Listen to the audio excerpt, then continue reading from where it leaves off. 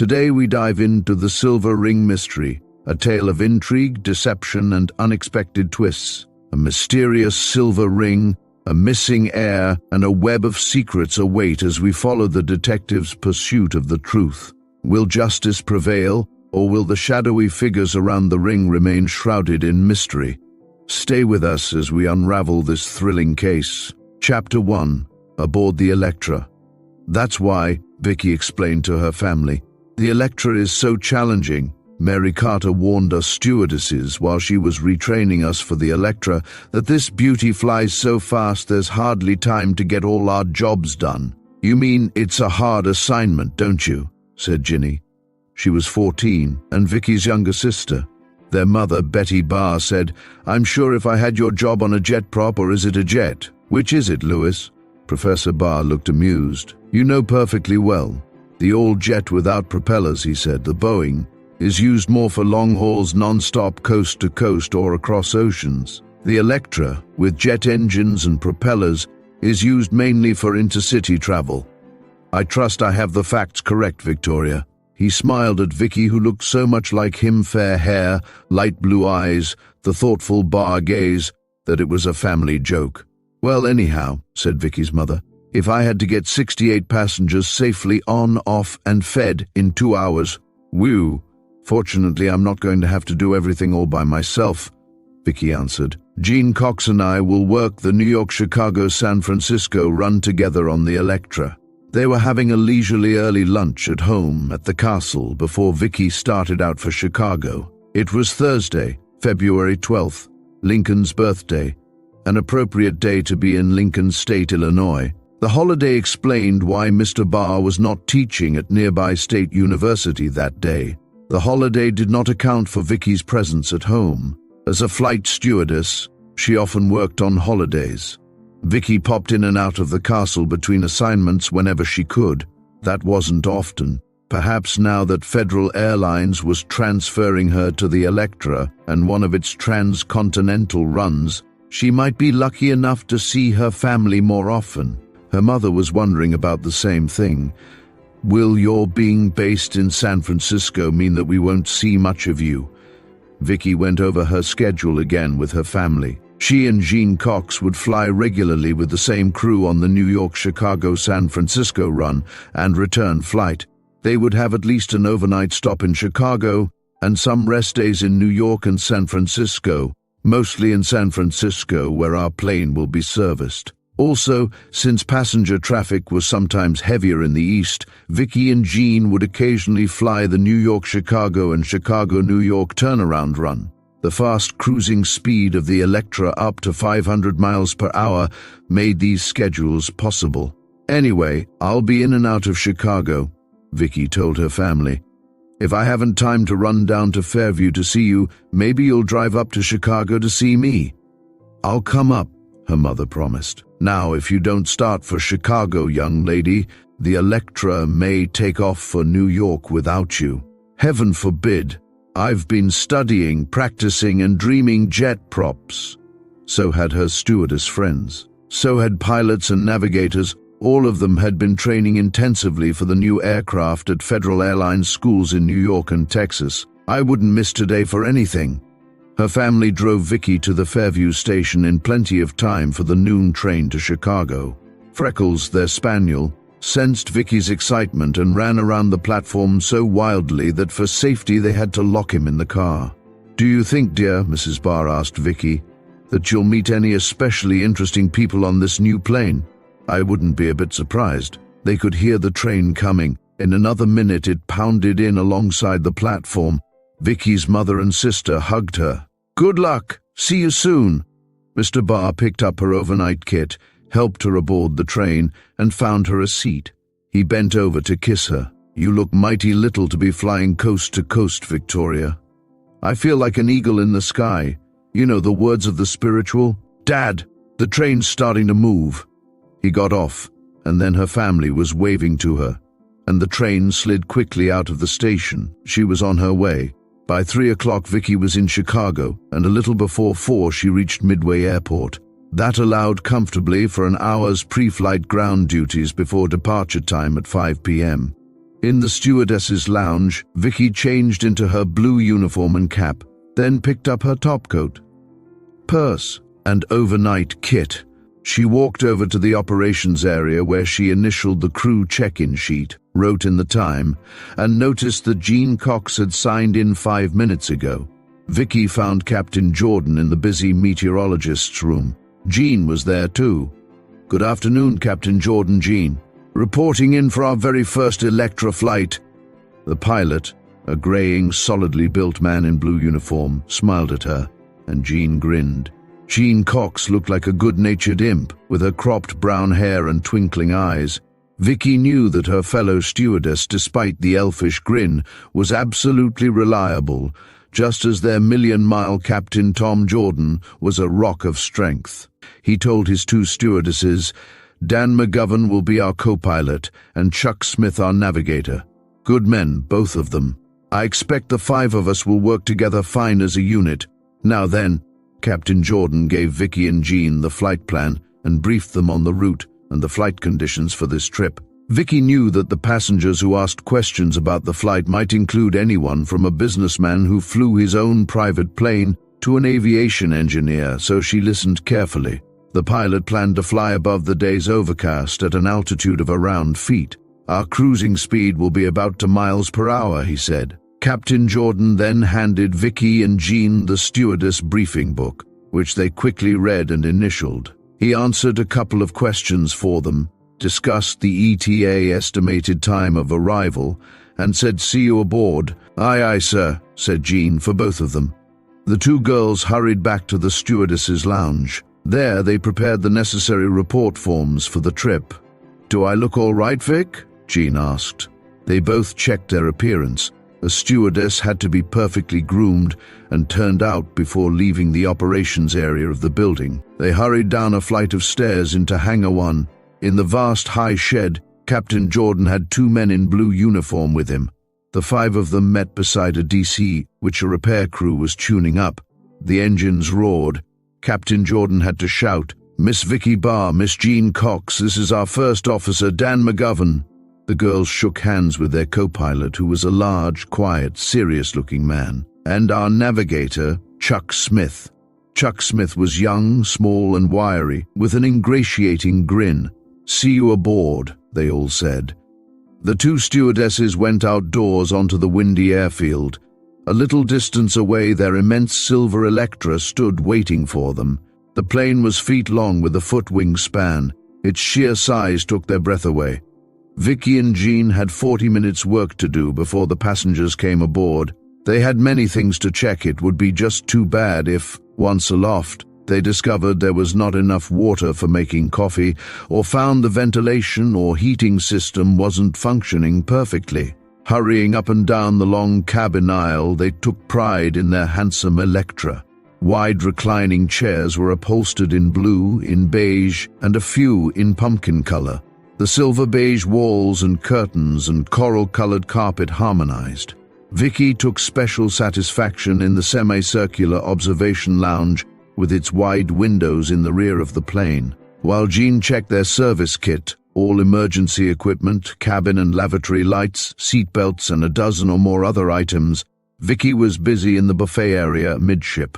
The 2 tall, wide metal buffets facing each other held drawers and compartments for everything she and Gene would need to store, heat, and serve 68 dinners, and to brew gallons of fresh coffee. Vicki found it a big job to check every item. Next, the caterer brought aboard pre-cooked dinners on individual trays, water, bags of coffee, and Vicki checked all items off on her report form. She called through the open service door to the commissary men on the ground. "We're short 1 dinner." She saw the fueling crew hosing kerosene for the plane's 4 jet engines into the storage tanks inside the wings. Daylight was fading. The first of their passengers were gathering behind the wire gate, looking on. Captain Jordan came aboard and went into the cockpit. In a minute or 2, his co-pilot and navigator followed. The cockpit door stood open until departure time. Vicki could see the complex instrument panel and the 3 airmen at work with their air maps and weather charts. She turned on the music, a little early, but they all were keyed up about this flight, and it helped to have lilting music fill the cabin. 20 minutes later, Vicki and Jean were breathless but ready. They repowdered their faces and smiled expectantly at each other. Jean said, "I must say you look poised and calm." "Calm? Who, me? Well, here's wishing us good luck." Jean said a fervent amen and then pressed down on the switch which released a folding staircase from the plane to the ground. Slowly the stairs for the passengers' use dropped down into place. Then Jean took up her post just inside the main entrance door to greet their passengers. Vicki stood smiling in the aft cabin to greet them and assist them in getting seated. Mothers with babies and small children straggled aboard first. Vicki directed them to window seats in the quieter locations. "Miss, will you be able to heat my baby's bottle?" one mother asked her. "Yes, I'll be glad to." Vicki turned to a young couple who looked like honeymooners. Their faces shone and the girl wore flowers. "Welcome aboard," Vicki said to them, and nearly added, "Congratulations." She suggested the forward cabin compartment, which was smaller and more private. Most of the passengers, many of them businessmen with briefcases, found seats by themselves in the large main cabin and beyond the buffet area in the aft cabin. For several minutes the wide aisles swarmed with people. "Please be seated," Vicki said to them as they passed her, "and then I'll hang up your coats." A white-haired, well-dressed couple came very slowly down the aisle. They must be in their mid-60s, Vicki thought. The elderly woman looked pleasant, but the heavy-set man was scowling and grumbling about something. He had a look of authority, of command. Vicki went forward to help them. "Good afternoon, would you like to sit here?" The man nodded curtly. He helped his wife into the window seat, then placed her hat box up on the luggage rack. "If you don't mind, sir," said Vicki, "may I put that hat box in the closet? It might bounce off the rack during flight, and the sharp corners might hurt somebody." The elderly man sat down as if he had not heard her. Then he remarked, "The hat box can stay where it is." Vicki gulped and said with her sweetest smile, "Yes, of course, if you prefer." The man's wife half smiled at her as if to say, "You mustn't mind." Chapter 2. Vicki meets the Bryants. All the passengers were aboard now. Jean had closed the main cabin door. Captain Jordan flashed on the "No Smoking Fasten Seatbelts" sign. Vicki went up and down the aisle checking to see that passengers had fastened their seatbelts. The airplane began to vibrate. She made her welcoming announcement over the plane's public address system, adding, "Captain Jordan will keep you informed of flight data en route." Then both stewardesses found seats. The observation lounge was the only vacant place and strapped in for the takeoff. Suddenly the Electra was taxiing, and in instants they were racing past the end of the runway. Even more suddenly, no wail, no warm-up of the engine. Zoom! Whoosh! Up they went. Jean and Vicki were so amazed that they stared at each other. "Jet engines!" they exclaimed. "Look at our rate of climb, and steep almost straight up." The plane tore into the sky. The "No Smoking Fasten Seatbelts" sign went off. Here in the cabin there were music, air at a comfortable temperature and pressure, newspapers, magazines, and pillows, which Vicki and John distributed. The captain's call button sounded on the board in the buffet area, and he spoke over the plane's communications system to the two hostesses. "Everybody comfortable?" "Yes, Captain," said Vicki. "You can tell our passengers we reached our cruising altitude within 5 minutes after takeoff. Anyone especially interesting aboard?" "We'll tell you soon, sir," said Vicki. The passengers were interested in the Electra and asked questions. With 68 aboard, Vicki and Jean could not stop to visit, but they chatted with the passengers while they set up at each seat the tray tables for dinner and spread linen tablecloths. The white-haired couple, Vicki learned, were Mr. and Mrs. Marshall Bryant. The lady told her this. The elderly man had fallen asleep, as if overtired. One genial man was a movie star, perennially young, even though he had 5 children. Several passengers recognized him, judging by their interested glances. He asked Vicki several stiff, technical questions about the jet-propelled Electra. From across the aisle, a woman touched Vicki's sleeve. "My 2 youngsters are getting hungry, I'm afraid. Could you please—" "Yes, indeed, we'll serve dinner soon, and we always serve the children first." Vicki made her way along the slightly swaying plane toward the buffet area. She was waylaid by only 3 passengers on the way. One man wanted to know if there was a razor aboard which he could borrow. There was. A woman asked Vicki how to adjust the individual air vents and reading lights, and a determined-looking man announced to the stewardess that he was a vegetarian. Yes, sir," said Vicki, and made her smiling way to the sky kitchen. Once inside the closed accordion curtains, Vicki lost her smile and her face became as desperate as Jean's in her struggle with several oven drawers full of turkey dinners. "Hi," Jean greeted her. "Better put your smock on like me. I'm scared we'll still be serving dinners 10 minutes after landing in New York." "We'll do fine," Vicki said without believing it, and started to make coffee. Parsley, where's the parsley?" Jean muttered. "Somewhere in this overgrown filing cabinet. Oh yes, here. Can we spare extra rolls for some hungry kids?" Vicki peered in the roll warmer. "Yes, we can." She collected 9 rolls on a tray, 1 for each of the children aboard. On her way back to the buffet area with her empty tray, Vicki noticed that something was wrong in the Bryants area. 2 men passengers were standing over Mr. Bryant, one loosening his collar and tie, and the call button rang. Vicki hurried to them. The people nearby were considerately snuffing out their cigarettes and opening air vents. "My husband has a heart condition," Mrs. Bryant said anxiously to Vicki. "I don't think he's having a heart attack, but he—" Vicki concealed her alarm and looked at Mr. Bryant, who was lying back weakly in his chair. He was conscious but exhausted, breathing with some difficulty. His face was pale and sweaty. "Uncomfortable," he muttered. "He needs oxygen," Vicki said. "I'll get the oxygen bottle, Mrs. Bryant. Is he in any pain?" "No." "That's good. I'll be right back." To the 2 men standing by rather uselessly, Vicki said, "Thank you, gentlemen. I am trained to give first aid." The men nodded and resumed their seats. Vicki sped to the storage compartment, being careful to look calm for the benefit of the other passengers, and hurried back down the aisle carrying a walk-around oxygen bottle and a blanket. She paused a moment at the buffet area. "Jean, is there a doctor aboard?" "Not among my passengers." "Who's sick?" "That elderly man, Mr. Bryant, heart condition." "Want me to notify Captain Jordan for you?" Jean asked. "Yes, phone him. I'll report soon. Please start serving dinners, Jean. We must keep it pleasant aboard just as usual." Vicki hastened back to the Bryants. She covered the man with the blanket.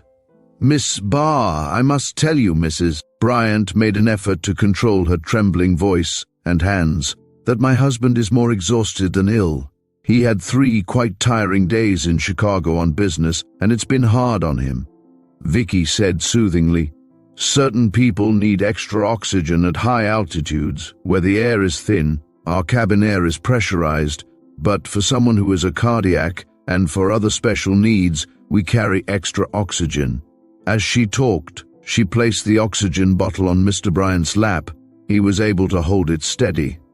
Vicki opened the bottle's knob, then adjusted the constant flow mask snugly over Mr. Bryant's mouth and nose. Almost at once his breathing grew easier. A little color returned to his face. When he seemed comfortable again, Vicki removed the mask and closed the knob. Just the same, she was worried. He was still weak, and he was an elderly person with an impaired heart. "Mr. Bryant, Mrs. Bryant, if you wish to have a doctor's care within just a few minutes," Vicki said earnestly, "we can arrange it for you. The pilot can make an emergency landing. Captain Jordan will radio ahead to the nearest airport to have a doctor and ambulance waiting to meet our plane." Mrs. Bryant murmured, "That's wonderful. What do you think, Marshal?" "No, not necessary. Make myself conspicuous. Inconvenience all these people." "Not at all, sir," Vicki said. "Captain Jordan probably will be able to make up the time." "No, I'm all right. Only a weak spell, thank you anyway." Vicki asked respectfully, "Did a doctor give his permission for you to fly, sir?" "The doctor most certainly did not," Mrs. Bryant started, but the man interrupted. "Fool doctors would keep me in a rocking chair. I have to do what I think is right." Vicki mentioned briefly the regulation for federal and all airlines. A person with a serious heart condition was not supposed to fly unless he had a doctor's written permission to do so, on the grounds that the trip was necessary. and unless he had someone to accompany him who could nurse him. The airlines relied on cardiacs not to board a plane without such certification. "If we had known in advance, Mr. Bryant," Vicki said, "we would have been obliged to keep you off the plane." "Well, you took excellent care of me, young lady. It worked out, didn't it?" Mrs. Bryant shook her head. "You are so self-willed, Marshall, so stubborn." Vicki turned to her. "The oxygen I gave your husband is only first aid, you know. Do you feel a doctor should see him immediately?" "Well, I've seen him have worse spells than this one. Not in the air either." The elderly lady hesitated. "He does seem much better now." Vicki said that it was really up to the captain of the plane to decide whether to make an emergency landing. She excused herself, went forward past curious passengers, unlocked the cabin door, and stepped up into the cockpit. In the cabin, dozens of black and white dials on the instrument panel glowed, needles flickered, the radar screen flashed. At a signal from Captain Jordan, the co-pilot took over the controls. "Well, Vicki, how is that man?" "He came fairly close to fainting, Captain Jordan. He's elderly, a little overweight, and he has a heart condition. However, since he's had therapeutic oxygen, he's not in any distress, and his wife seems fairly satisfied with the way he looks now.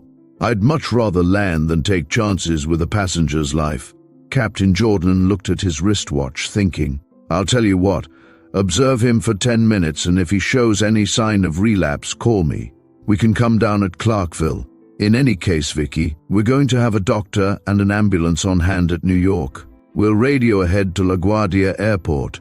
"Thank you, Captain," said Vicki. "That's all for now, Vicki. Keep me informed." Vicki returned to the Bryants. Mr. Bryant was sitting up erect now. It was a relief to see that. She told them of the captain's decision. "I am so grateful," Mrs. Bryant exclaimed. "I'm sure we won't need to make a special stop." Mr. Bryant apparently was not a man to yield a point easily, but he did say, "Very good of you airlines people. Very good indeed." Vicki brought the Bryants their dinners right away, and both old people perked up as they ate the hot food. She raced through, serving all her other passengers. Jean cheerfully doubled up on jobs, so that Vicki finished her in-flight chores on time. "Do you know we haven't sat down once since takeoff?" Jean said breathlessly. "Jean, you've been an angel on this trip. For a while there I thought you had 4 hands. Save the compliments. We're coming in for a landing in 20 minutes. 21 minutes later they were down at LaGuardia Airport. Vicki summoned the passenger agent. He gave Mr. Bryant his arm on the way out of the plane to the waiting ambulance. Vicki escorted Mrs. Bryant, walking slowly. Vicki waited for the Bryants outside the ambulance while the doctor checked over the elderly man. She hated to leave Jean alone to say goodbye to the other passengers and pick up in the cabin afterward, but she'd make it up to Jean some other time. The passenger agent had sent a man to locate the Bryants' car and chauffeur. He would bring the car onto the airfield as near to the ambulance as possible. The doctor stepped out and said to Vicki, "All right, stewardess, he may go home. I think it's safe for this gentleman to drive to the city now." He helped Mrs. Bryant down out of the ambulance, then Mr. Bryant. Their car pulled up at that moment. Captain Jordan came hurrying over carrying his flight papers. "Miss Barr, are both Bryants all right?" "Yes, Captain. Tired, but all right." The Bryants thanked him, and he went off. They particularly thanked Vicki. They climbed into their car and asked Vicki if she wished to drive into metropolitan New York with them. "It's kind of you, but I still have some duties here." "Then you must come to lunch," Mrs. Bryant said. "You've been a wonderful help, and I want a chance to thank you properly." "I was only doing my job," said Vicki. "Come to lunch tomorrow." Mr. Bryant barked at her. "Can you?" Vicki was so startled she stammered, Yes, thank you." Mrs. Bryant smiled and told her the address. "At 12, Miss Barr." Then she said an odd thing. "You know, my dear, we have a granddaughter whom we've never seen. Lucy. I hope she's like you." Vicki must have looked puzzled, because Mrs. Bryant smiled again. "We'll talk about that tomorrow. Goodbye for now, little Miss Barr." Chapter: The Story of Lucy. Vicki went to the Bryants' house not knowing quite what to expect. It was Friday the 13th, but since she was not foolish enough to be superstitious, The date alone did not account for her sense of something special about to happen. Well, I can expect lunch and conversation, Vicki thought, and went up the white marble steps of the Bryants' house. She was a little intimidated by its grandeur and by the butler who admitted her. My goodness, this is much too grand for me, Vicki thought. They must be awfully rich. The butler said, "Who shall I say is calling?" "Miss Victoria Barr." Vicki tried to stand up taller than she was and look older. It never worked.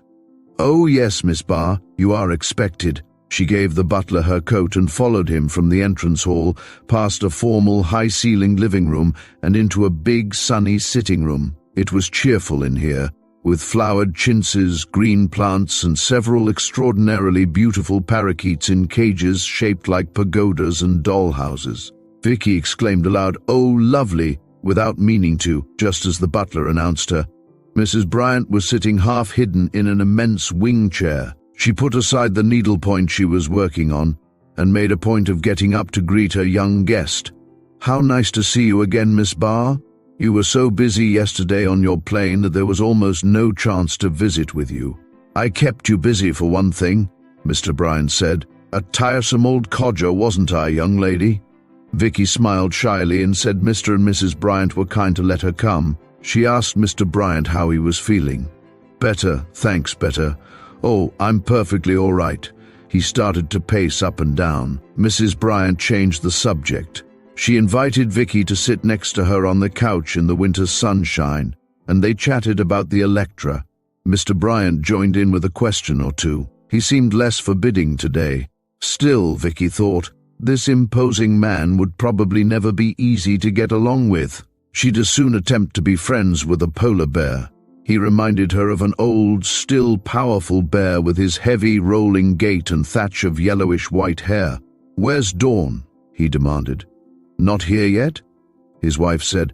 "Mr. Dawn telephoned to say he will be a little late. It was unavoidable, dear." "Humph! Well, I'll lie down again for a few minutes. Excuse me, ladies." He abruptly thumped out of the room.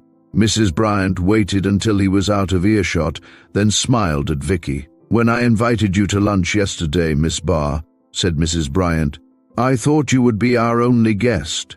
But this morning a young lawyer who is doing a particularly important piece of work for us telephoned and asked whether he couldn't see us about noon today. So he'll be here for lunch too. I'm sure you and I will have our visit anyway." Vicki was a little disappointed and offered to leave rather than intrude. "No, indeed," Mrs. Bryant exclaimed. "I want you to stay. Mr. Dawn is going to tell us about Lucy, our granddaughter, whom we've never seen." She looked very thoughtful. "Does that seem odd to you?"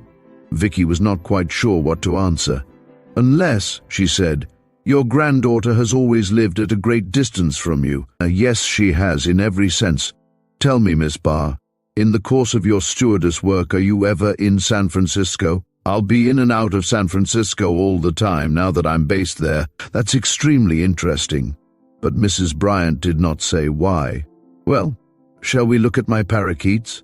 Vicki walked along with Mrs. Bryant and admired the exquisite birds in their cages. Her elderly hostess pointed out the birds' markings in every tone of blue and rose and green, yet her mind seemed to be on something else. "I hope you won't find it tiresome at lunch, Vicki, listening to a conversation about a girl you know nothing about." "What is Lucy like?" Vicki asked. Mrs. Bryant said helplessly, "I don't know. It is odd, isn't it? Our daughter's daughter, and we don't even know what she looks like, except for an old snapshot. Lucy was 10 when it was taken, and she's 21 now." From a desk drawer, Mrs. Bryant took a small, faded snapshot in a frame and handed it to Vicki. Vicki studied it. The little girl's face was rather blurred. She could have been any little girl sitting on a porch step. Her hair was either dark blonde or light brown. It was hard to tell which. "I suppose Lucy's hair might be darker by now," said Mrs. Bryant, as Vicki gave her back the snapshot. "Our daughter Eleanor wrote in one of her rare letters that Lucy had my disposition. They named her Lucy after me, in spite of everything. But I must be boring you." "I'm very much interested, Mrs. Bryant."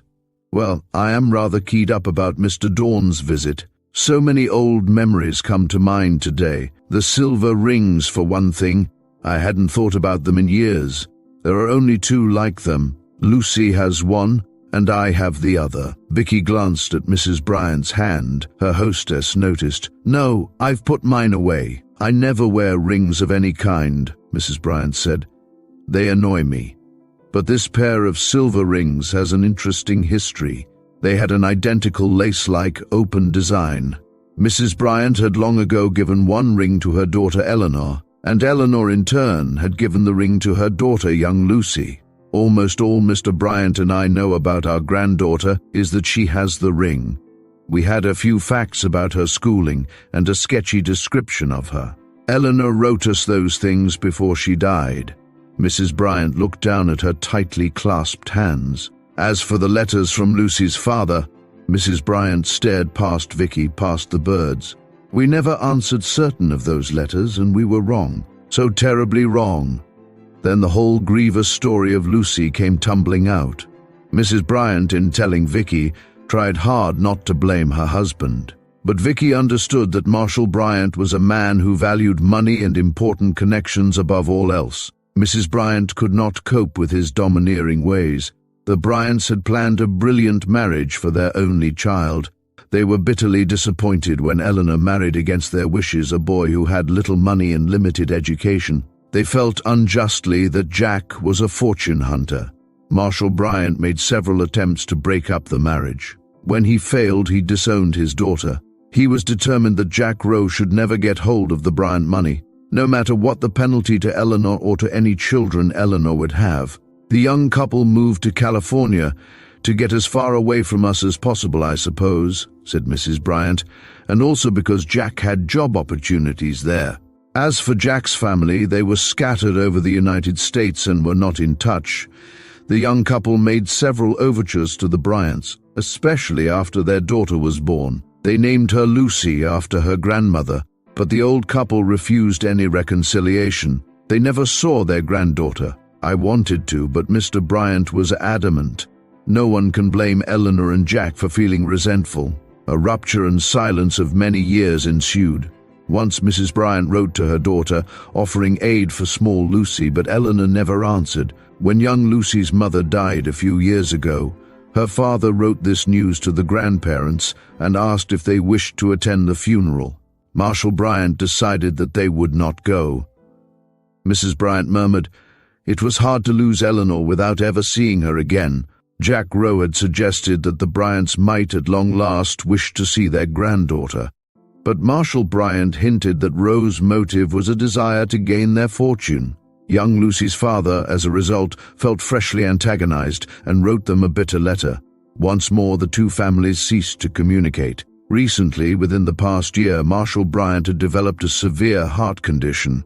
"He's still active," said Mrs. Bryant, "but he may not have long to live. This knowledge has modified his personality. He is more concerned than ever about what will become of his fortune after he and I pass away.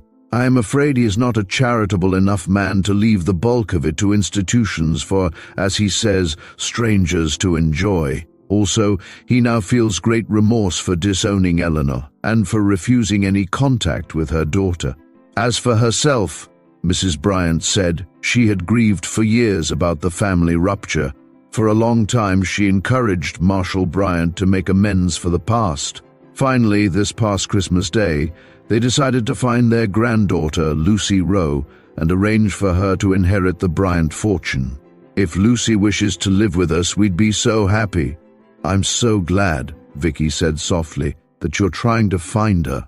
"You're right to say trying, because all we definitely know about her is her last address in San Francisco. That's the one on Jack Rowe's letter 5 years ago."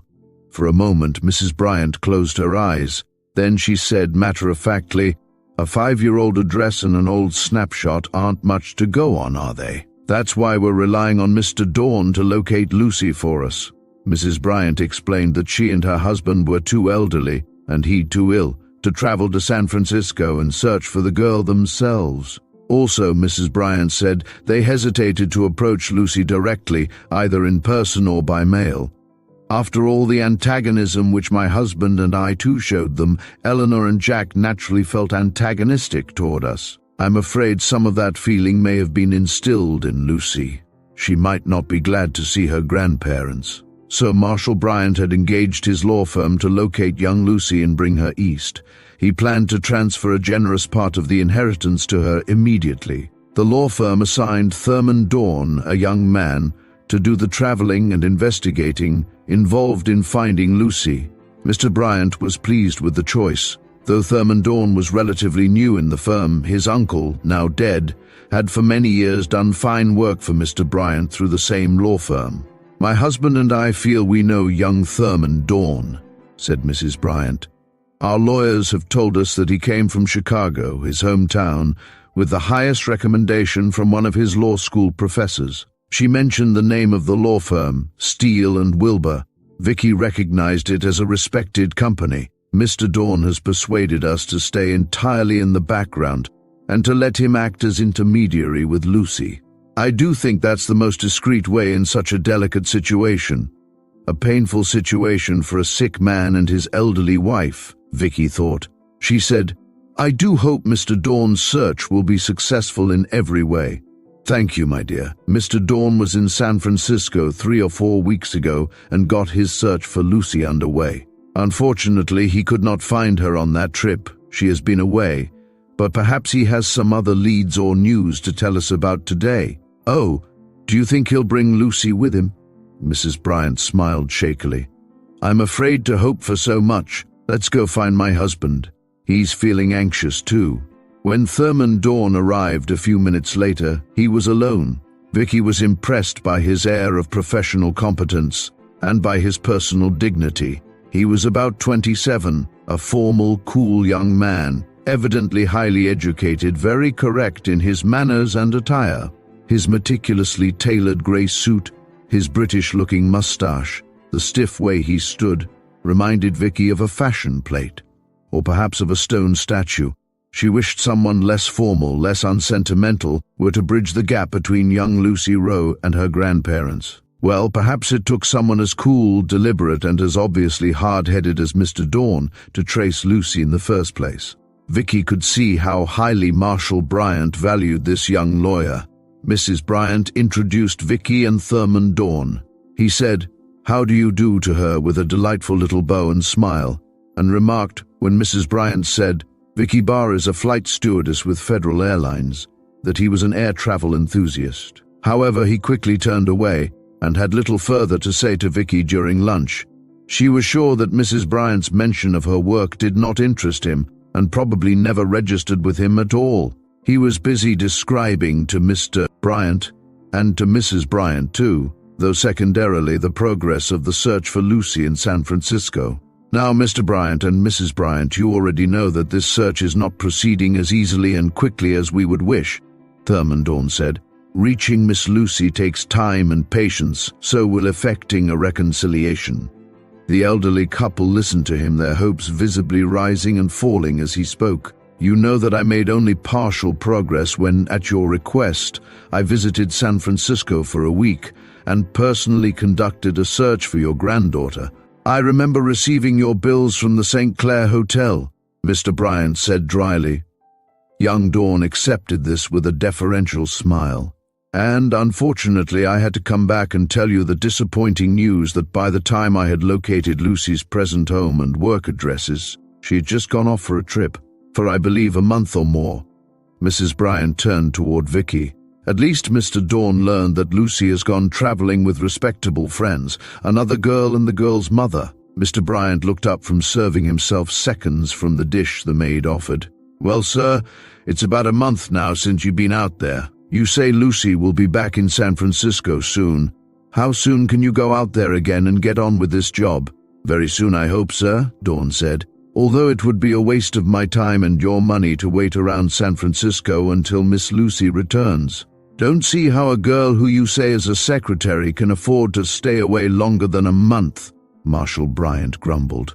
Dawn, are you certain that this Lucy Rowe is actually our granddaughter? No, I'm not certain.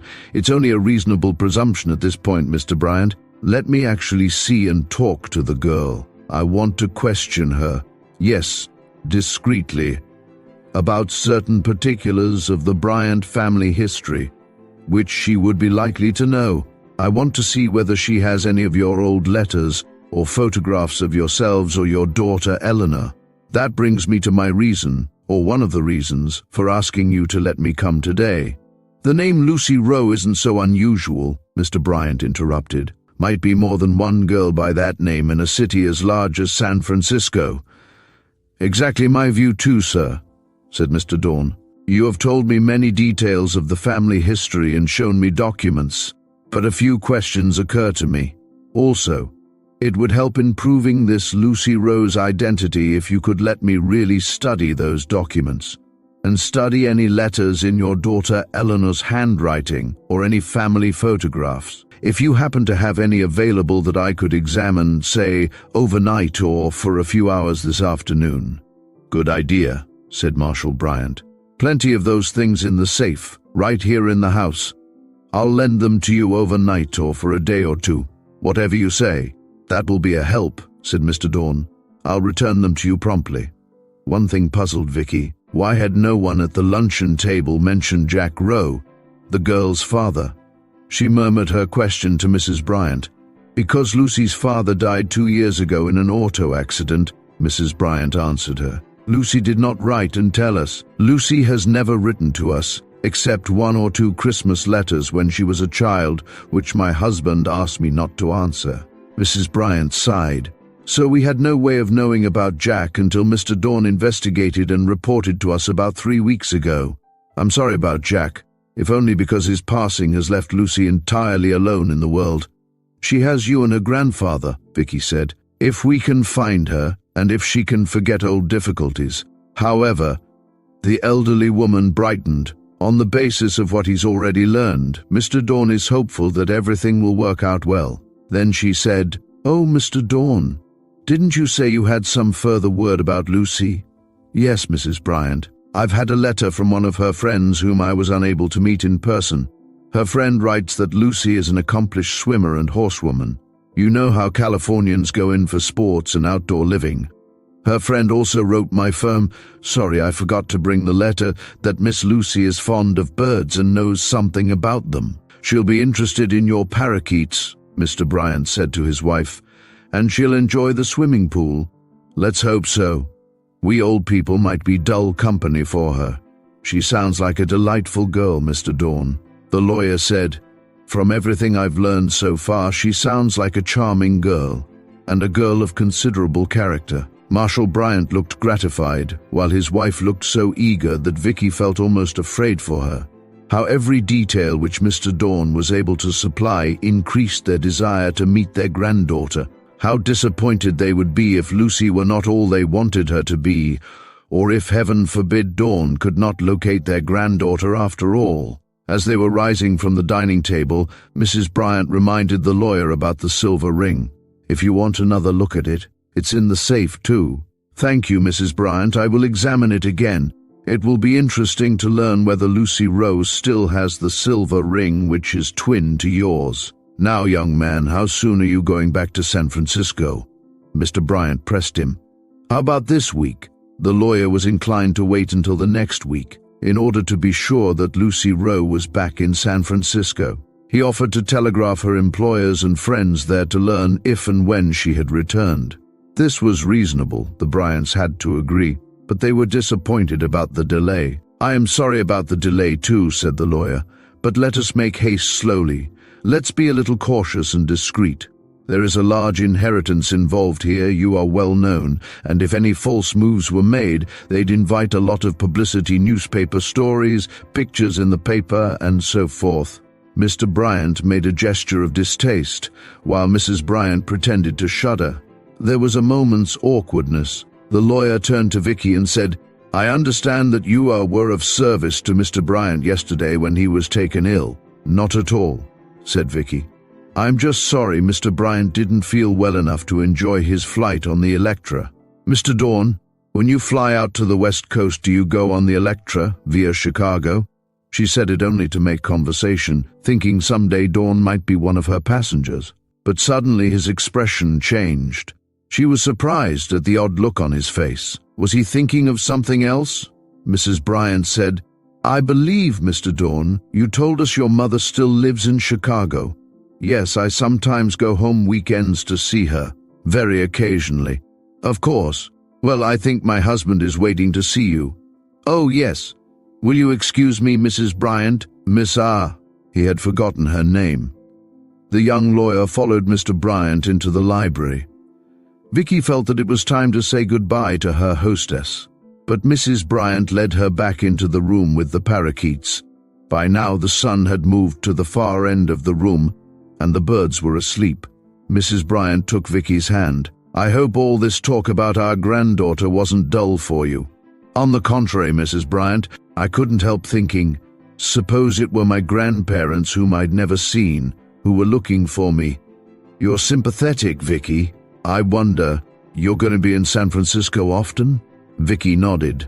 "Then I wonder whether I could ask you to do me a great favor, but only if it won't take too much of your time." Vicki said, and meant it, that if the favor had anything to do with Lucy, she would be only too happy to give it her free time. Mrs. Bryant smiled. "Then I wish very much that you'd see whether you can learn anything further about our granddaughter. While I have every confidence in Mr. Dawn and his careful, discreet approach, this delay is very hard. Even another week or 10 days seems such a long time to wait." "I'll be in San Francisco day after tomorrow," Vicki said. "Wonderful. If Lucy is back by then, won't you try to telephone her and give her my love? All I have is her last address in Sutro Heights in the suburbs. It's 5 years old. I think Mr. Dawn mentioned that she had moved in with friends in the city in order to be nearer her place of employment. I wish I had thought to write down that firm name, but we are leaving everything, all the details, to Mr. Dawn. Do you think Mr. Dawn will consider that I'm interfering? I wouldn't want to cause any complications for him." "I don't see how you could." Mrs. Bryant went to her desk for Lucy's last address and copied it for Vicki. "It might be more tactful, though, not to let Mr. Dawn know that you are taking part." Vicki agreed. "And let's not mention it to my husband either," Mrs. Bryant said with a gleam of mischief. "Here's the address, my dear. Thank you very, very much." "Don't say that yet, Mrs. Bryant. First, let's see what I can do." She thanked Mrs. Bryant for her hospitality and said goodbye. Mrs. Bryant walked to the front door with Vicki and stood looking after her as she went down the marble steps. She looked so hopeful and yet afraid to hope that Vicki thought, "I'm going to do everything I can to help those 2 old people." Chapter: A Puzzling Discovery. "I don't even want to hear anyone suggest that we go sightseeing around San Francisco today," said Jean Cox from the other twin bed on Monday morning. "I want to stay right here in our nice hotel room and sleep." "I wasn't going to suggest sightseeing, not yet anyway," said Vicki at the mirror. "Then why are you up and dressed so early? After those weekend runs we put in, why aren't you unconscious too?" On Saturday, their crew had flown from New York to Chicago, stayed overnight in Chicago, and on Sunday had flown on from Chicago to San Francisco. Now they were to have a day in San Francisco to rest. Vicki figured she would rest later and look for Lucy Rowe first. She told Jean her plans. Well, Jean yawned and stretched under the covers. "All I can say is that a frail-looking, dreamy-looking little blonde like you has more stamina than some of us husky people." Vicki grinned. "Is there anything I can do for you before I leave?" "Just go away, my love, and let me sleep." They arranged to be in touch later in the day. Vicki softly let herself out into the hotel corridor and went downstairs to the busy lobby. Part of the fun of being a flight stewardess was living all over the United States and staying at the pleasant hotels where the airline put up their crews. Along with her breakfast, Vicki enjoyed a magnificent view of San Francisco's hills. Ever since talking with Mrs. Bryant, Vicki had kept Lucy Rowe's old address safely in her purse. Now she took it out. At the hotel desk, she asked for directions to Sutro Heights. Vicki made her way there, riding up and down steep hills, walking down a long wooden stairway from one street level to another. She climbed past a cliff-top park with white-painted statues high above beach and ocean. "San Franciscans certainly have their ups and downs," Vicki thought, puffing. But what views! On 3 sides she looked down over the blue Pacific. The air was sea-fresh, cool, spring-like. Vicki was so enchanted that she almost forgot about the address in her purse. It led her to a modest, leafy street and an unpretentious cottage. There were a yard and an attempt at flower beds. Children's toys littered the porch. When Vicki rang the doorbell, a pleasant young woman in shirt and jeans came to the door. She looked not much older than Vicki, or than Lucy's age, 21. "I'm looking for Lucy Rowe," said Vicki, and introduced herself. She was careful not to mention the Bryants, not to intrude on the lawyer's province. She said she understood that the Rowes lived here, or used to. "I wonder whether you could tell me what Lucy Rowe's address is now." "My goodness, I should be able to. Lucy and I went to high school together. We're old neighbors too. After her mother died, my family bought their house. This house. Come in, Miss Barr, I'm Jill Joseph. Come in, don't mind the boys." The living room seemed to be overrun with very small boys and puppies. Young Mrs. Joseph shooed the whole group outdoors, and she and Vicki sat down to talk. "I haven't any address for Lucy at the moment," Mrs. Joseph said, "because she's away. Lucy is a darling. Are you a friend of hers?" "I'm a friend of hers," Vicki said. "An elderly lady who hasn't heard from Lucy or had any news of her since Eleanor Mrs. Rowe died. Why, that was 5 years ago." "Would you fill me in?" Vicki asked. Jill Joseph nodded. 5 years ago, Lucy and I still had another year to go in high school. Then she lost her mother. This house was quite a lot of work for Lucy and her father. You know how full the last year of high school is, and Mr. Rowe worked hard at... She named a large San Francisco department store. So Lucy and her father moved to a small apartment near here and we bought their house. "I see. What sort of work did Mr. Rowe do?" "For a long time he worked at any job the department store gave him. The Rowes never had an easy time of it financially." The neighbor hesitated. "It was hard on Lucy's mother. She seemed to be used to more than the Rowes could afford. A lot of us wondered about Eleanor Rowe. Not that she ever complained. Anyway," the young woman went on briskly, "Lucy's father finally worked himself up to be head of the store's delivery service, I think it was." "What was Jack Rowe like?" Vicki asked. "Nice. The most devoted husband and father you ever saw. He would have made a good doctor. He was so kind and patient and gentle." So this was the son-in-law the Bryants had considered unworthy of their daughter, Vicki thought. "Lucy's mother was nice too," the neighbor said, "though she was quiet and sort of sad sometimes. She worried about what would become of Lucy. Lucy used to try to laugh her out of it." "My goodness, I'm chattering." "Won't you tell me more about Lucy?" Vicki said. "I'm not even sure what she looks like." "Well, she's taller than you are and slim, but she's strong, good at all sports, and she knows a lot about nature law." Mr. Dorn had reported that, Vicki recalled. "Brown hair, brown eyes, only sometimes they look hazel," Mrs. Joseph said. She's active and friendly. Isn't it hard to describe someone you know? The chief thing about Lucy is that she's a nice person and it shows." "Does she miss her mother very much?" Vicki asked. "And her father?" "Yes, terribly. Lucy's such a loyal and warm-hearted person. She always befriends lost dogs and hungry cats and people who need her. It was out of lonesomeness and a need to be with people," the neighbor said, "that after her father died in an auto accident 2 years ago, Lucy moved into downtown San Francisco to live with another girl and the girl's mother. Also, Lucy wanted to be nearer her job. After graduation from high school, she had taken an intensive 3-month business course and had been working as a secretary ever since nearly 4 years by now. Can you tell me the name and address of her employer and of the girl and her mother?" Vicki asked. "Yes, I'll write them down for you. But you won't be able to see Mary and Mrs. Scott. They've gone off on a trip. Lucy is away too." So Dawn had learned, Vicki reminded herself. She asked, "Do you know when she'll be back?" She wasn't sure herself when she called me up to say goodbye. "Why don't you ask at the women's hotel where she's been living? Maybe she left word. It's the Hotel Alcott." "The women's hotel?" Vicki felt confused. "I thought Lucy had been living with Mary and Mrs. Scott." "Well, she did until recently. I'm not sure how recently. Lucy and I aren't in constant touch."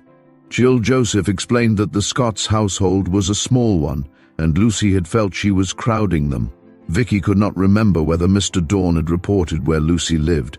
She'd had the impression, and perhaps the Bryants did too, that Lucy lived with the girl and her mother with whom she was now traveling. Well, Vicki thought she'd clear up this point. If I telephone Lucy's employer, Vicki asked, couldn't they tell me when she'll be back?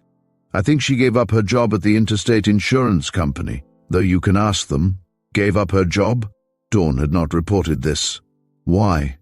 Something about a new job. The kids were having a squabble and I couldn't get it straight over the telephone. You mean Lucy starts on a new job when she comes back from her trip with the Scotts? Lucy isn't traveling with Mary and Mrs. Scott, and I think traveling is part of her new job. This news did not tally with Mr. Dawn's report, or more accurately, it went beyond the lawyer's report. Well, it was possible Lucy had been away during the period that Dawn was looking for her, and then had returned to give up her job and take a new one. Then too, Jill Joseph admitted she didn't have all the facts straight. I'll inquire at the Hotel Alcott, Vicki said, and at the Interstate Insurance Company. Try telephoning the Scotts too. Perhaps they are back now and have heard from Lucy. Vicki and Jill Joseph chatted a while longer. Vicki gathered that Lucy's life was rather bleak. Even though she had friends and one or two not important beaux, she missed her family and home and felt alone. Evenings after work, she often kept herself busy taking college courses and attending church choir practice. I guess the Reverend Mr. Hall has done more than anyone to help Lucy feel less alone, Mrs. Joseph said. He's a wonderful man.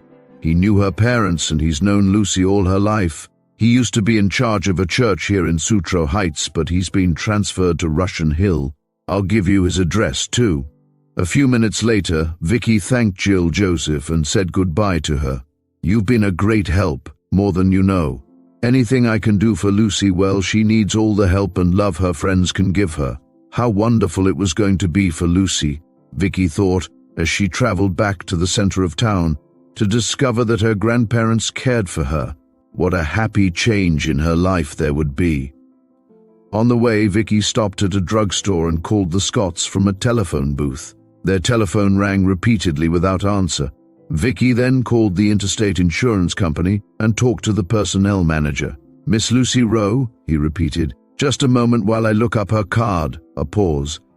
Miss Rowe resigned from our employ on January 22nd. Vicki scribbled down this date and noted that it was now Monday, February 16th, a little less than a month ago, just about the time Mr. Dawn said she had left San Francisco. Well then, Dawn was right.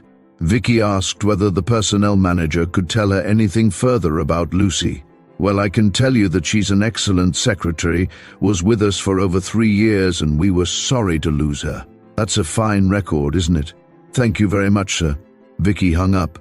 She telephoned the Scotts twice again on her way back to downtown San Francisco. No answer. On a third call, a man's voice answered. Mary Scott? She and her mother went away on a long trip. This is the superintendent. I'm in their place fixing a leaky pipe. No, ma'am, I don't know when they'll be home. Thank you, Vicki said. Next, she tried the Reverend Mr. Hall's number. Here she kept getting busy signals. She decided to stop for lunch, then visit Lucy's place of residence. Arriving at the Hotel Alcott in the early afternoon, she found it to be a pleasant, friendly, plain sort of place. A few people, mostly women, were in the lobby. She spoke to the desk clerk. I wonder if you can help me. I'm looking for Miss Lucy Rowe. Oh, yes, Lucy. The middle-aged woman behind the desk smiled but shook her head. You won't find Lucy here, young lady. She checked out. Can you please tell me when and where she is now? The woman hesitated. Vicki produced her airline identification card to introduce herself and explained that she had a message to deliver to Lucy. The woman seemed satisfied. She opened a ledger. Lucy checked out on, let me see, Saturday, February 7th. That would be today was Monday, February 16th, only 9 days ago. Yet Mr. Dawn reported that Lucy had left San Francisco a month ago. Vicki could not account for the discrepancy. She asked the desk clerk, I wonder whether Lucy has been out of town, taken any short trips in the last month or two. Yes, recently some of the girls here persuaded her to go off for weekends with them to ski or to hike in the mountains. Can you tell me, Vicki asked the desk clerk, whether Lucy was away about a month ago. I'm sorry, but I don't remember the dates. Well, will you please tell me one more thing? Vicki was trying to figure dates, starting with the fact of Dawn's visit about a month ago. Did Lucy live at the Hotel Alcott a month ago? The woman consulted the ledger again. Yes, Lucy was with us just barely a month. It was possible, Vicki thought, that Lucy might not yet have moved to the Hotel Alcott at the time of Dawn's visit. If you're trying to locate Lucy, Miss Barr, said the clerk, I think the best way to do it would be through Mrs. Heath. Who is Mrs. Heath? A very nice older woman who is now Lucy's employer, Mrs. Elizabeth Heath, a writer. Grey hair, well-dressed and distinguished-looking. She stayed with us at the hotel for a while. She was looking for a secretary companion, and Lucy turned out to be just the right girl for the job. The hotel clerk said this with a certain pride and satisfaction. It's a happy arrangement for both of them, I think. Vicki was surprised, but she felt better. Here was definite and reassuring news of Lucy. She asked the woman for Mrs. Heath and Lucy's address. They haven't sent us their address yet, the woman said. Probably they're just traveling around. Mrs. Heath had a car, and as I understood it, her plan was to travel around California and stay at inns here and there, and write her memoirs in a leisurely sort of way. Mrs. Heath may rent a house. It sounds like a lovely job for Lucy. A lot of the girls here at the Alcott would like to have such a job. It does sound like a pleasant job, Vicki agreed. But how can I find Lucy, miss? The clerk said her name was Mrs. Stacy. Hasn't anyone here heard from Lucy since she left? Not even a postcard. She's been gone only a little over a week, the hotel clerk pointed out. She'll write to her friends here, I'm sure. She may already be in touch with the minister, Mr. Hall. He's a great friend of hers. Vicki said she had his address and telephone number and would call him right away. She thanked Mrs. Stacy for all her kindness. When Vicki again telephoned the Reverend Mr. Hall, she was able to reach him. He was rather chary of giving any information on the telephone. Vicki explained who she was and told him a little of why she was looking for Lucy Rowe. Ah, I see. As a matter of fact, Miss Barr, I myself would like to know where Lucy is at the moment. The minister's voice was friendly and direct. Vicki thought she heard an undertone of worry. Mr. Hall, I'm here at the Hotel Alcott, and they've told me Lucy has a fine job with a Mrs. Heath. Yes, I know. Everybody is enthusiastic about Lucy's new job except myself. I advised her to consider and make haste slowly, but she... Vicki heard voices in the background. However, I can't go into this on the telephone. May I come to see you, Mr. Hall? Vicki asked. It's important for me to locate Lucy. Yes, indeed, though today is all filled up. He suggested that Vicki telephone him again in a day or two. Vicki promised she would, thanked him, and hung up. Vicki went back to her hotel. She wanted to pack and to rest so that she would be fit for work. She was scheduled for an 8 a.m. Electra flight the next morning. Jean Cox was rested after extra sleep. What did you find out about Lucy Rowe? She asked. Don't ask me yet. I haven't any answers, only some new questions. Chapter: The Girl in the Portrait. From San Francisco to Chicago on Tuesday and back on Wednesday. Left Vicki free by Thursday morning. She at once telephoned the minister. He said she might come over immediately. Vicki found her way to Russian Hill, an area of steep, far-flung streets crisscrossed with leafy lanes. The church she was seeking was a handsome, modern stone building. The minister's residence next door, in contrast, was one of the old wooden houses with lace-like balconies and ornate cupolas that had survived the San Francisco earthquake and fire. A housekeeper admitted her and led her into Mr. Hall's study. Vicki's first impression of the minister was of a pair of extraordinarily perceptive eyes. He received Vicki simply, without any ceremony, and made her feel at ease. She presented her credentials, wishing she could tell the minister about Lucy's grandparents and their wonderful plans for her. I'm glad you have come to me, Miss Barr, he said. Are you a little worried too about Lucy? I don't know what to think, Mr. Hall. I had been advised by Lucy's friends in New York that she was probably on vacation traveling with friends. Now I find that isn't exactly how it is, unless there's been some misunderstanding. The minister said that was possible. Let me speak frankly to you, Miss Barr. I wasn't keen about Lucy's taking this job, at least not so quickly.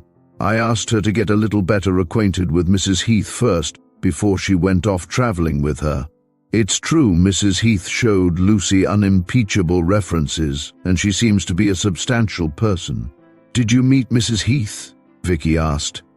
I very much wanted to, the minister said, but unfortunately the lady was too ill with a virus to see me. We did have a pleasant telephone conversation. I was left with the impression that she is above reproach. Still, I'm not satisfied. He looked out the window where a lemon tree stood. You see, the minister said that Lucy had met Mrs. Heath at the Women's Hotel and liked her from the start. In some ways, Mrs. Heath reminded Lucy of her mother, whom she missed. Within a short time, only about a week, they were good friends, and Mrs. Heath asked Lucy whether she'd like to be her secretary and traveling companion. Lucy came to Mr. Hall to talk it over with him. Mrs. Heath's offer was attractive, a long-term job, interesting work, a good salary plus all her living costs paid for by Mrs. Heath, and a chance to travel. Lucy felt confined, living in the city and working at a routine job, so Mrs. Heath's plan appealed to her. I pointed out to Lucy that she needn't be in such a hurry to give up her job and accept this new one, said the minister. But she told me Mrs. Heath was eager to start work on her book. At any rate, as Lucy pointed out to me, they did not rush off at once. Lucy gave up her job at the insurance company and for the next 2 weeks helped Mrs. Heath prepare for their trip and did some library research for her. I must admit Lucy seemed interested and happy, said the minister. In those 2 weeks, Mrs. Heath allowed Lucy plenty of time to wind up her own affairs in San Francisco. Then, using Mrs. Heath's car, or rather, a car which Mrs. Heath rented for several months, they started out. When did they start? Vicki asked. It was a Saturday, I believe the first Saturday in February. Vicki scribbled down this date with a note. And did they say where they were going? Oh, yes, certainly, the minister answered. I don't wish to give you the wrong impression about Mrs. Heath, the minister said to Vicki. I only wish Lucy had gone more slowly and made sure that she and Mrs. Heath really would be compatible over a period of several months' close association, and checked a little on Mrs. Heath's financial ability to pay all the bills and Lucy's salary. Their plan, the minister told Vicki, was to head slightly north and east of Sacramento, into the Mother Lode country. Mrs. Heath had made an earlier trip through the hill region and had said that she might possibly rent a house in the area. I received a postcard from Lucy, said Mr. Hall. Just a moment. The minister picked up a picture postcard from his desk and handed it to Vicki. It was postmarked Placerville, California, February 7th at 4 p.m. Vicki glanced at the desk calendar. February 7th was the first Saturday in February. Wasn't this postcard mailed the same day that Lucy and Mrs. Heath started out? Vicki asked. Yes. Evidently Lucy mailed the postcard en route. She says nothing. Actually, beautiful country, beautiful weather. Will write soon. But she hasn't written since, Miss Barr. Not to me or, so far as I can learn, to any of her friends. And I don't know where she is. Vicki felt a sharp misgiving. Have you planned to take any steps to get in touch with her, Mr. Hall? He hesitated. It's not quite 2 weeks since Lucy left. I believe they plan to work on Mrs. Heath's book, so that possibly Lucy hasn't had a chance to write to me. I don't mean to alarm you, Miss Barr, but I think you are a little alarmed, Mr. Hall. He thought for a moment. Now that you pose the question, yes, I am uneasy about Lucy. Did a Mr. Dawn ever call you? Dawn? No. That troubled Vicki. She also wondered what really lay behind Lucy's change of jobs. She remarked as much to Mr. Hall. Yes, I feel there is more to know about Lucy's job situation than we do know, he said. He reflected. Maybe Gravy could tell you something more. Vicki smiled. I beg your pardon, but did you say someone's name is Gravy? The minister smiled back at her. Graves. Knowlton Graves. He and his wife are young people, friends of Lucy's. She's the one who dubbed him Gravy. He's a painter, and he's been doing Lucy's portrait. I think that because of work on the portrait, the Graveses had been seeing Lucy oftener than anyone else had, just before she left. "Do you think Mr. and Mrs. Graves would be willing to talk to me about Lucy?" Vicki asked. "We'll see." Mr. Hall picked up the telephone and dialed a number. He talked to Knowlton Graves, paving the way for Vicki. "Yes, I think Miss Barr can come over right away." Vicki nodded. "What?" "Yes, I'll tell her. Thanks very much." And the minister hung up. He turned to Vicki. "Gravy wants me to tell you with due apologies that he has a heavy work schedule. If you're willing to go over to Telegraph Hill for just a short visit, he'd be very glad to see you." Vicki got to her feet. Even a few minutes' talk could be revealing. Mr. Hall wrote down the Graves' address and gave Vicki directions for getting there. She thanked the minister warmly for all his help and kindness. He said just as warmly, "I feel you and I are in league for Lucy's best interests." He smiled, and his eyes seemed to look through and through her. "Perhaps you have more news of Lucy than you were willing to confide in me on a first visit. Come back and see me again, whether or not you learn any news." Gravy was a large, noisy young man. He boomed at her that his wife Maggie was out shopping, he'd made a mess of the studio, and if she was a friend of Lucy's, how come he'd never met her before? Vicki followed him into a workmanlike studio, explaining that she was only the friend of their mutual friend. "How's that again?" Gravy boomed at her. He looked at her sternly. "Interesting planes in your face. Ever sit for a portrait?" Vicki perched on a paint-splattered wooden chair and said firmly, "No, and I'm afraid I'm too busy to. Can we talk about Lucy?" "Okay. Gosh, you look serious. There isn't anything wrong, is there?" "About Lucy, I mean." "I don't know that anything's wrong," Vicki said carefully. "It's just that I've heard confused reports about her, and she's gone off traveling with a woman she hardly knows. That wasn't wise. My wife feels the same way you do, though I say that Heath woman sounds all right. Don't worry." Gravy moved a pile of unframed canvases out of the way and sat down facing Vicki. "Lucy likes that Mrs. Heath. She was motherly to Lucy, I guess that's why." Vicki asked whether the Graveses had heard from Lucy. They had not, and Gravy was untroubled about it. He said blithely, "All I want is for Lucy to drop by here one of these days so I can finish her portrait. Want to see it?" He rummaged through the pile of canvases, pulled out one, and set it on an easel so Vicki could see it. She took a long, curious look. Allowing for the painter's rather abstract style, she could see from Gravy's portrait what Lucy Rowe looked like: a girl with big eyes, light brown hair, a rather square face which in a feminine version recalled Marshall Bryant's.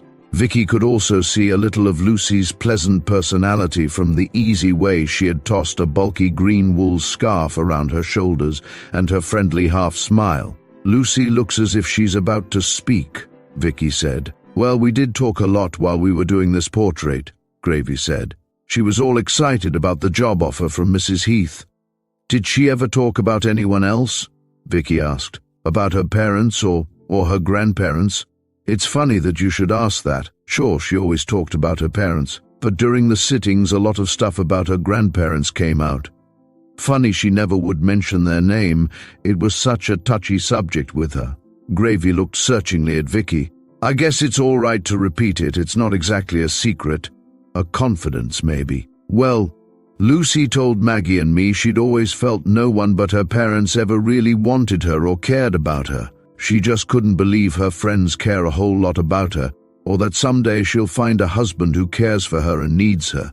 You know what that feeling comes out of? From the way her grandparents rejected her and her parents all of Lucy's life, made them feel humiliated, left out, wouldn't answer their letters, never even cared to meet their granddaughter. The three Rows didn't have any close relatives. They sort of huddled together by themselves. Then Lucy lost her mother and then her father, so now Lucy feels alone and unwanted. Well, along came this Mrs. Heath and she was motherly to Lucy.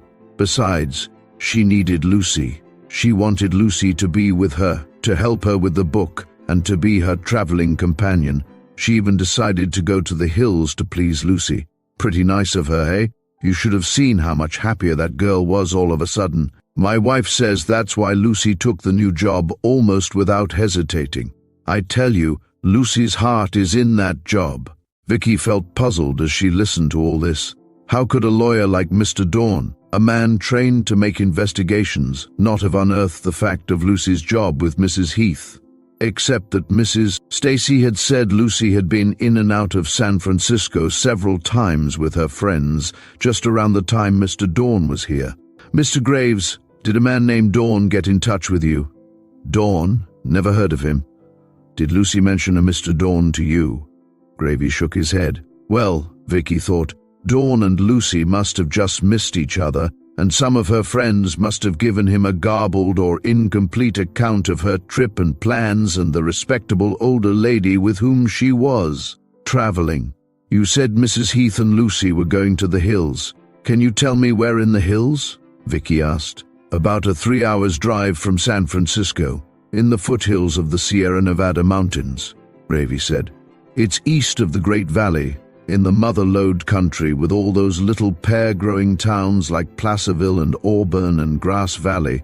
It's west of the mountains on the way to Donner Pass, just about where the hills really start to roll and climb and start turning into mountains. That's where Lucy spent some happy vacations with her parents when she was a child."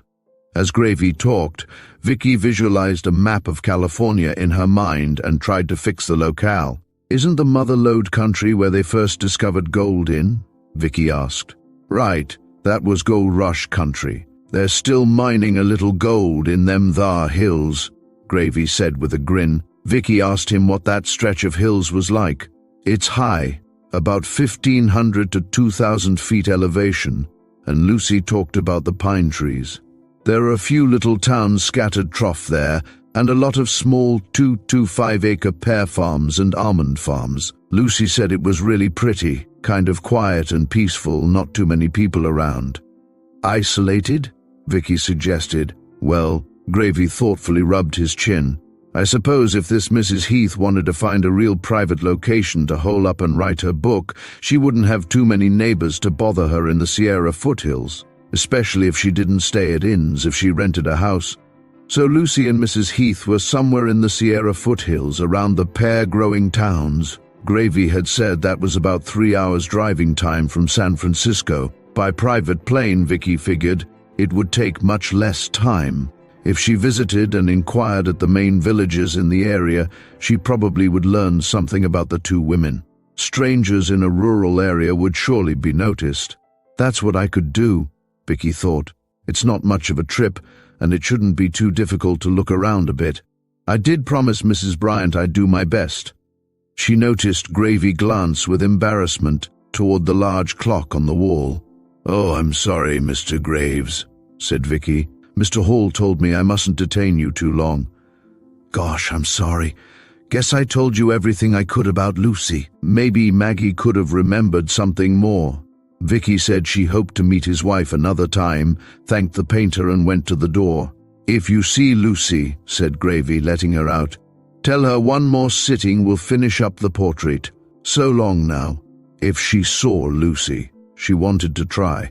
Vicki found a drugstore, ordered a Coke, and took her bid sheet out of her purse. The bid sheet showed her scheduled flying days and her days off. She had 3 rest days, today, tomorrow, and Saturday. Her next assigned flight, with Jean Cox, was not until 9 a.m. on Sunday. That was fine. This afternoon she could arrange to rent a private plane and study maps. Tomorrow, and if necessary Saturday, she could search for Lucy. That should be enough time. Vicki had one misgiving. Suppose Lucy and Mrs. Heath were no longer in the Placerville region, where Lucy had mailed the postcard. Suppose Mrs. Heath had decided to move on, or a fleeting suspicion occurred to Vicki. Suppose Mrs. Heath had never intended to settle in that region. The whole story of the sudden job offer disturbed Vicki as much as it had the minister. There's only one way to find out, Vicki decided, and that's to go look for Lucy Rowe. Chapter: Vicki Searches. The next morning, Vicki went to Novato Airport in Marin County, 40 minutes from San Francisco. Having been out there late yesterday afternoon, she was briefed for her flight. Placerville, her first stop, was about 125 miles away. Joe and Ed Foster, the men from whom she was renting a Cessna, had marked on her air map the routes, landmarks, and sites of small airports in and near Placerville, and surrounding villages. The trim little Cessna was a single-engine, two-place airplane with landing lights, wing lights for navigation, and a two-way radio. Vicki carefully went over the plane, making a line check. It was in a condition and fully fueled. She climbed in with a lift-up from Joe Foster. "All okay?" he asked. Vicki smiled and nodded. "Now remember, this plane has a fast rate of climb. Watch it." "I'll remember." Yesterday afternoon, she had taxied the Cessna around a little to see how the plane handled and had fallen in love with the instantly responsive aircraft. Vicki said, "I'll bring her back late this afternoon, Mr. Foster." She would rather not do night flying in an unfamiliar airplane over country which was new to her. Foster waved. "Happy landings." "Thanks, see you." Vicki closed the door, put her feet on the pedals, cracked the throttle forward slightly, released the brakes and pressed the starter button. The plane went skimming along the airstrip. As the Cessna left the ground, Vicki felt she was simply floating up into the air. While she was figuring how rapidly to reach the altitude and airspeed she wanted, the Cessna reached these and almost flew off by itself. "Whoa, there!" Vicki exclaimed aloud. This was exhilarating. She put the nose down a little, leveled off, and turned northeast. Once across the comparatively low Coast Range mountains, Vicki looked down on the Sacramento River, flowing through rich farms and cattle prairie. Vicki bypassed the city of Sacramento, capital of California, and went sailing along over the Great Valley. Her cockpit was full of sunshine, and the plane flew quietly, smoothly. She was making 60 miles an hour. The plane could do 80 or more, but Vicki had landmarks to watch for. Another hour passed. Vicki saw the towns below grow smaller and farther apart, and the land begin to roll slightly. Blue outlines of hills appeared on the horizon. Vicki climbed to a higher altitude. The temperature grew much cooler. Vicki buttoned her jacket. A few minutes later, she saw much higher outlines on the horizon. The immense distant peaks of the Sierra Nevadas loomed up like a great wall. Vicki consulted her air chart and looked down to locate Placerville. It was the first of the villages, nestled low on this side of the distant mountains. Vicki found the local airstrip and made a neat landing. A mechanic at work in the hangar told her it was 10 minutes walk into town. "Or you can hitch a ride, miss." "Thanks, I'll walk." She was wary of driving with strangers, and besides, the countryside of nut and fruit ranches offered a beautiful walk. In the village, Vicki inquired first at the small hotel. The owner put down his newspaper and obligingly looked through the register. It had just a few guests listed. Lucy and Mrs. Heath were not among them. "Did you see any older woman with a young, brown-haired woman?" Vicki asked the hotel owner. "No, miss." "Why don't you ask at the Pines Motel? You can phone from here." Vicki telephoned. The motel had no record, no recall of the two women. She went to the Placerville restaurants, garage, police office and asked. No news. Vicki flew on to the next town, Auburn. She talked with friendly tradesmen and local people at a roadside stand heaped with cherries, almonds, grapes, walnuts and apples. No one, not even the motel keeper or the gas station owner, had seen the woman and the girl Vicki described. Neither had Auburn's police officers. In the next town, Marysville, Vicki inquired again with no results. In each village, a few of them were almost ghost towns of gold rush fame. She got the same story. No one had seen the two women. By mid-afternoon, Vicki felt badly discouraged. Well, shall I give up? Vicki thought it over. So far she had tried only the villages. The minister and the painter had mentioned the possibility that Mrs. Heath might rent a house in the Sierra foothills. A house off by itself in the hills, that's the next thing to look for and ask about. Vicki took the Cessna up again, thinking hard about the best way to locate such a house. She had been aloft 15 minutes when she decided it would be a wise precaution to replenish her gas supply. The air chart showed a small airport off to the northeast.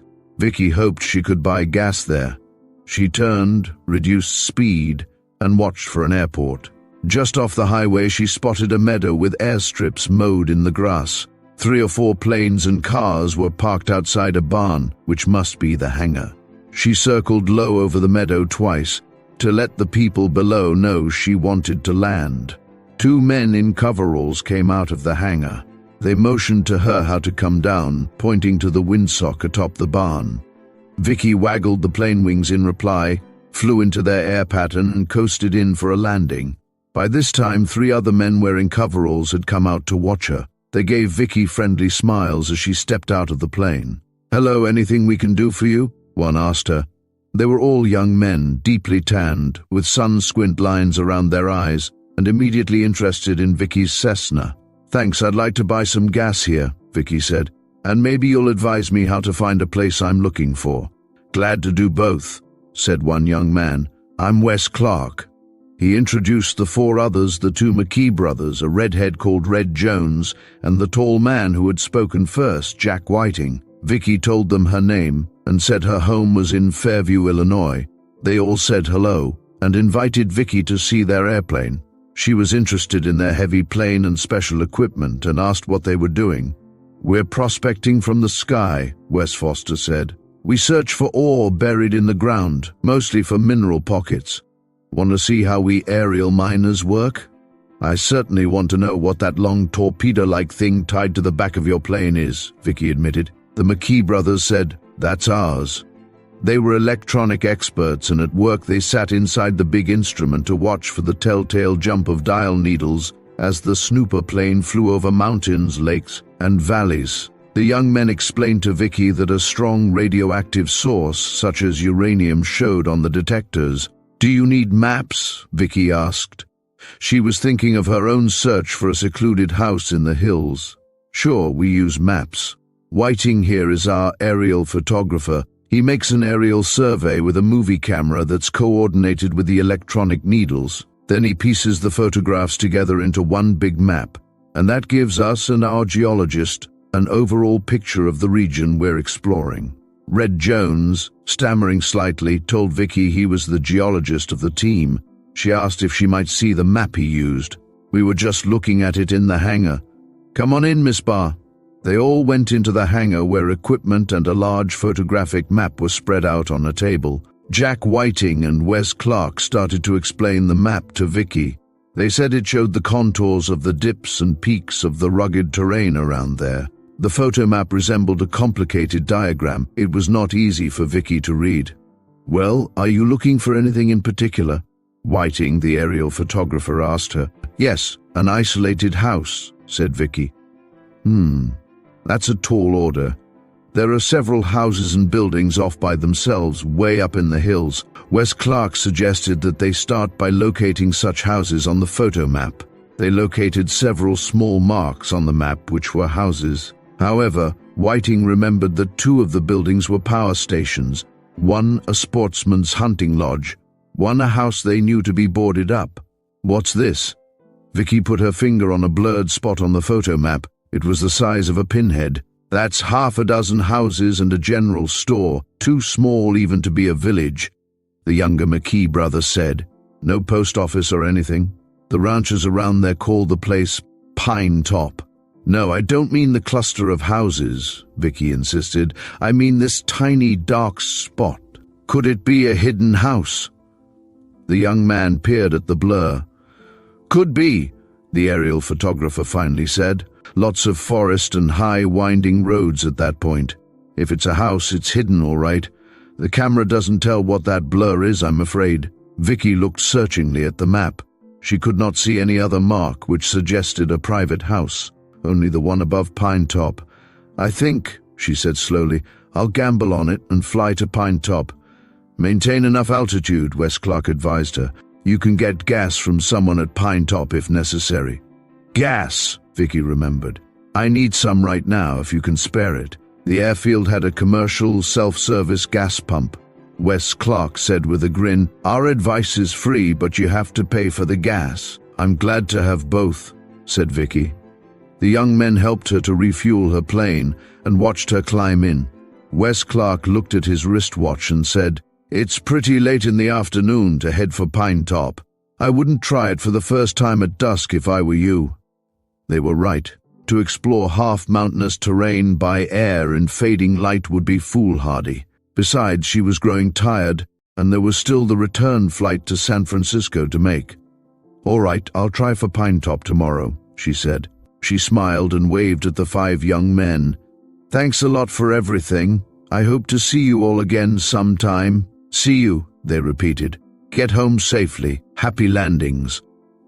That night Vicki dreamed of Pine Top and of a dark, fantastic house clinging to a wooded mountainside. Those troubled pictures were the reflection of her worry about Lucy. Actually, when she was wide awake on Saturday noon and looking down from the Cessna in the bright sky, Pine Top turned out to be a cheerful place. There wasn't much of Pine Top, just a few houses clustered together in the refreshing green of forests and hilly grazing lands.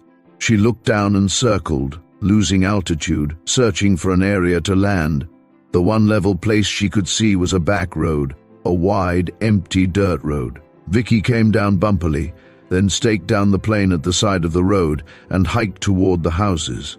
No one was in sight, only a yellow hound dog.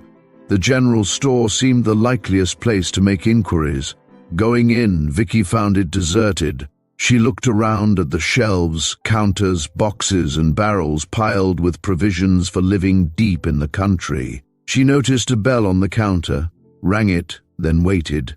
Presently a man and woman came in carrying baskets of garden produce. They said good morning to Vicki and looked at her curiously. "Was that you flying around here a while ago?" the man asked. Vicki smiled and nodded. "Well, what are you doing in these parts, young lady?" "We don't often see strangers," the woman put in. She said their names were Carl and Angie Potter. "My, that's a handsome jacket you're wearing." "Thank you," said Vicki. "I wonder if you'd give me some advice." The couple were eager to help. "I wonder if you've seen an elderly lady and a brown-haired girl about my age with her." "Why, sure enough we have," the man said. Vicki's hopes leaped up. "They came here in a car about 2 weeks ago." "The lady's name is Mrs. Elizabeth Heath," the woman said importantly. "I saw her name on an identification tag tied on her suitcase. I noticed it when I carried some of the groceries out to her car. I can't figure out whether the girl is her daughter or niece or exactly what. They bought a whole carload of groceries from us same day they got here and went on up to the old Glidden place." "The house up in the hills?" Vicki asked. "Uh-huh. Nobody's seen hide nor hair of them since," said the man. "Bill Jenkins from the telephone company strung up a wire to their house, so we know Mrs. Heath has the phone working again. But except for phoning me to bring more groceries, she hasn't called up nobody here." The woman sniffed. "That Mrs. Heath was uppity when she bought her groceries from us. The girl seemed real nice, though. It's the girl I want to see." Vicki felt a great sense of relief at actually having located Mrs. Heath and Lucy. "How far is the Glidden place from here?" she asked. "Oh, about 20 minutes up an awfully curvy, narrow piece of road. We could drive you up there." They all piled into the couple's jalopy. The narrow road up to the house climbed and wound. "On a wet day," said Mr. Potter, "anyone who drives on this road'll break his neck."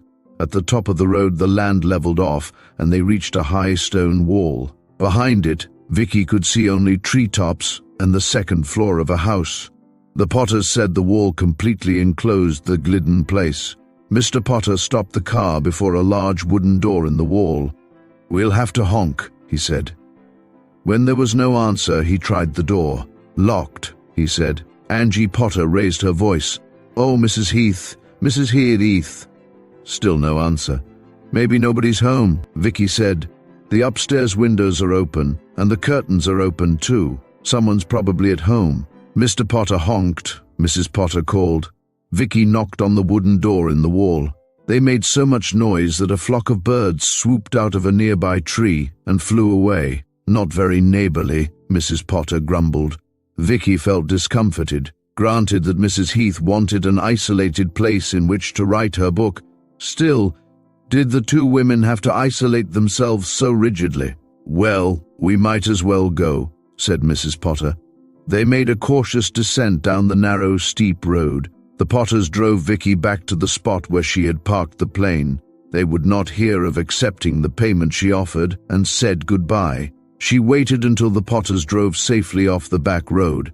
Then she got into the Cessna, taxied as far as the road permitted, and took off. In the air she figured out a route which would take her clear of the jutting hillside. yet bring her over the house. Within sight of the wall and the house, the fast plane rolled a little when Vicki over-controlled it to fly more slowly. First, she followed the wall to get her bearings in relation to the house and road, and to look for a possible place to land. She was surprised to see that the property covered quite a bit of acreage.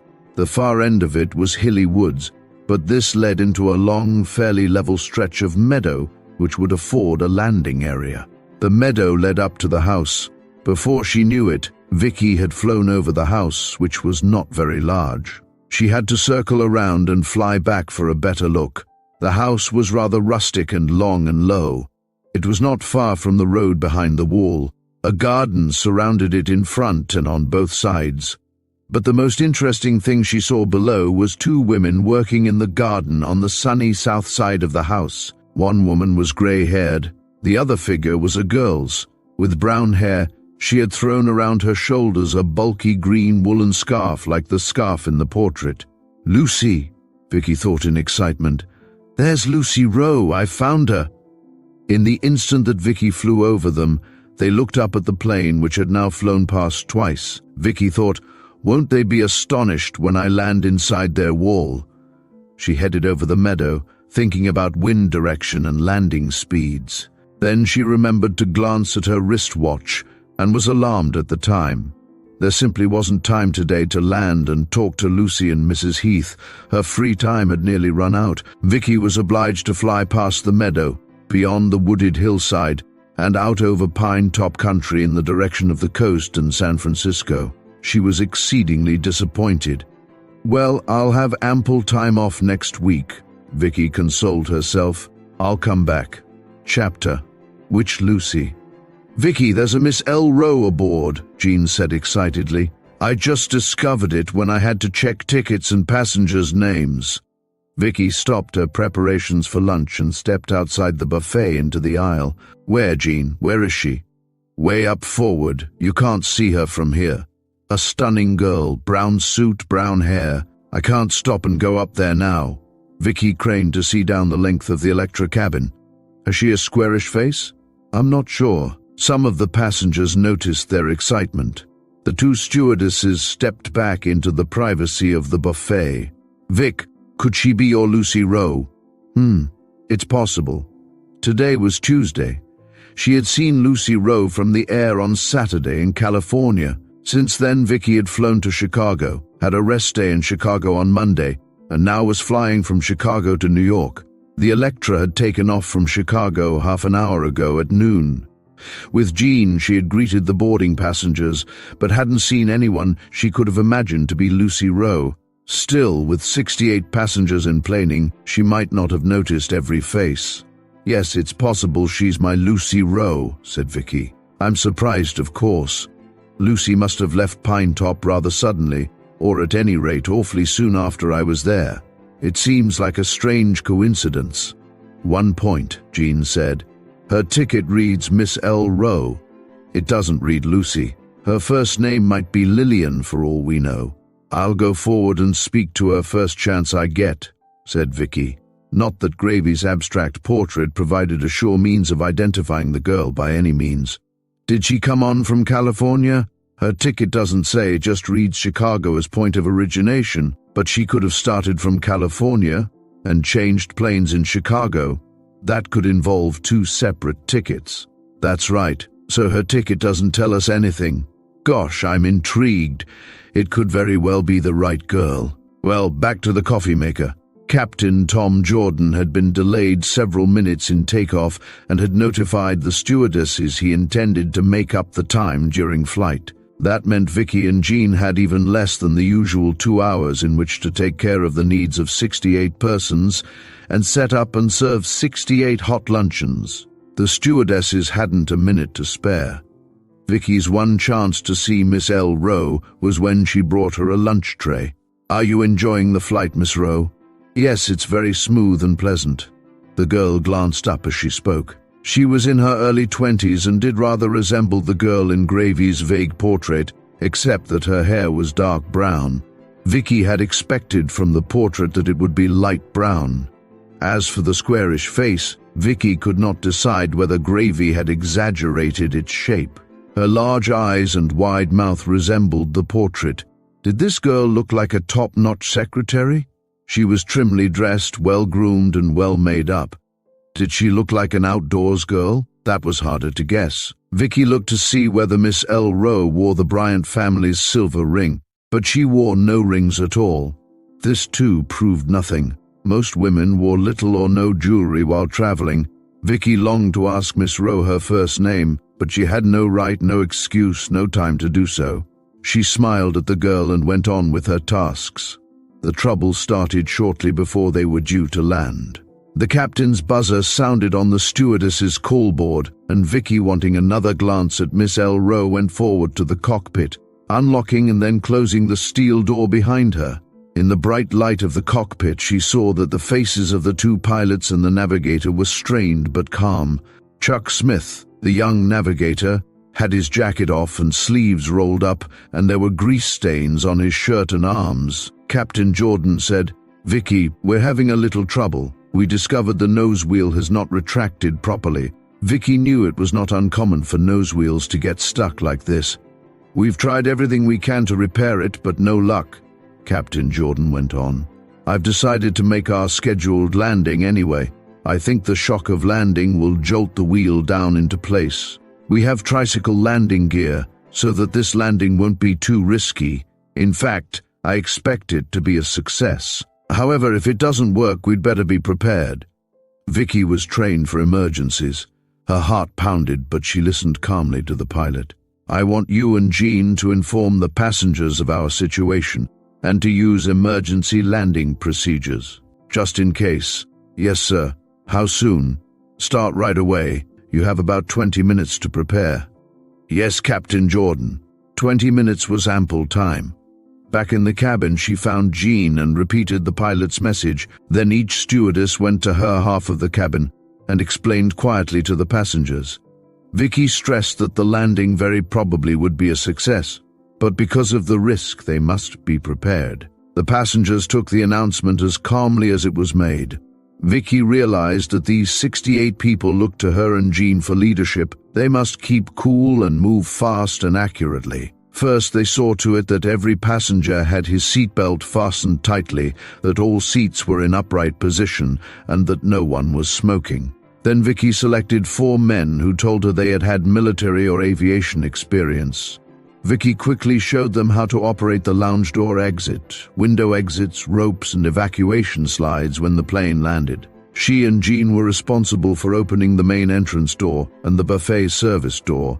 Jean, meanwhile, selected 3 passengers, showed them how to operate the 3 window exits, and seated them there. Next, the stewardesses briefed the passengers on locations of all the exits. They showed the passengers how to brace their feet and arms, how to press their heads against the seat in front of them in order to avoid being thrown forward and getting bloody noses. The stewardesses quickly distributed pillows and blankets for extra protection. Jean showed the woman with the 1 baby aboard how to lock the baby in her arms. Some of the men passengers removed parcels from the overhead luggage racks and stowed them in the luggage and coat closets. "Will you please remove all sharp objects?" Vicki said, walking along the plane aisle. "Please remove your glasses, all pens and pencils, brooches, belts with buckles, any sharp objects, since these things could stab. Will the men please loosen their ties?" Then she hurried to check the fire extinguishers, first aid kit, all emergency equipment. Sooner than Vicki expected, they were flying in over New York City. The captain's buzzer sounded. He said, "We're cleared and coming down any minute now." Jean sat down in the forward cabin, adjacent to the main entrance door. Vicki sat down in an aisle seat across from the buffet service door. They strapped themselves in. Soaring down above the length of LaGuardia Airport, everything below looked as usual as on any other winter afternoon, except that 2 emergency trucks for extinguishing fire came racing after them. On the ground, Vicki said a little prayer. She spoke confidently to the passengers near her. Dropping. Now Vicki could see the faces of the men on the field as the Electra flew low past them. They stopped working to watch and to help if necessary. Then the plane gave a terrific jolt. a jar which Vicki felt to the roots of her teeth. Men and women swayed and rolled in their seats, the baby cried, as the Electra touched ground. The plane shuddered all over and rolled on to a stop. Safe. No one thrown, nothing broken nor on fire. The nose wheel must have come down exactly as Captain Jordan planned. "Praise be!" Vicki exclaimed. She unstrapped and jumped to her feet.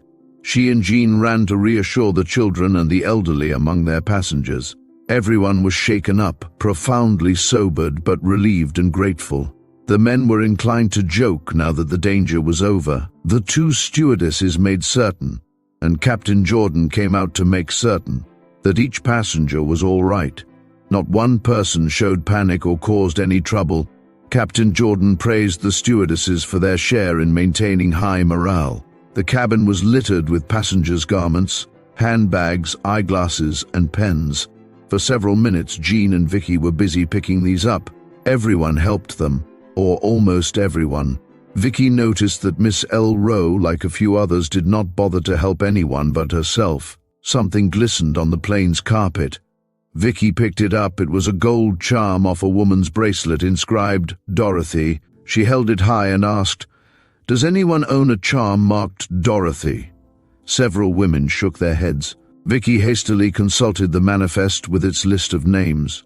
No woman passenger aboard had the name Dorothy, or the initial D. "Does anyone own this gold charm?" Vicki asked, carrying it conspicuously all through the cabin. It was a valuable piece of jewelry. No one claimed it. She knew it was unlikely that the charm had been left on the plane from a previous flight, since the cleaning crews at terminals did a thorough job. The owner was aboard this very minute. Why didn't Dorothy, whoever she was, claim it? The passengers began leaving the plane, the stewardesses managing an orderly evacuation. There went Miss L. Rowe. Vicki was seized by an irresistible curiosity to see whether the Bryants or Mr. Dawn would meet the girl. With a promise to Jean Cox and the passenger agent to come back, Vicki went down the plane stairs after Miss Rowe. She followed her at a short distance across the airfield, into the crowded terminal building, and out again at the front portico to the taxi stand. Vicki watched Miss L. Rowe get directly into a taxi by herself, without looking around to see whether anyone was waiting to meet her. Apparently she didn't expect to be met. Well, I guess she isn't the right L. Rowe, Vicki thought. If she were, the Bryants would at least have sent their car and chauffeur for her.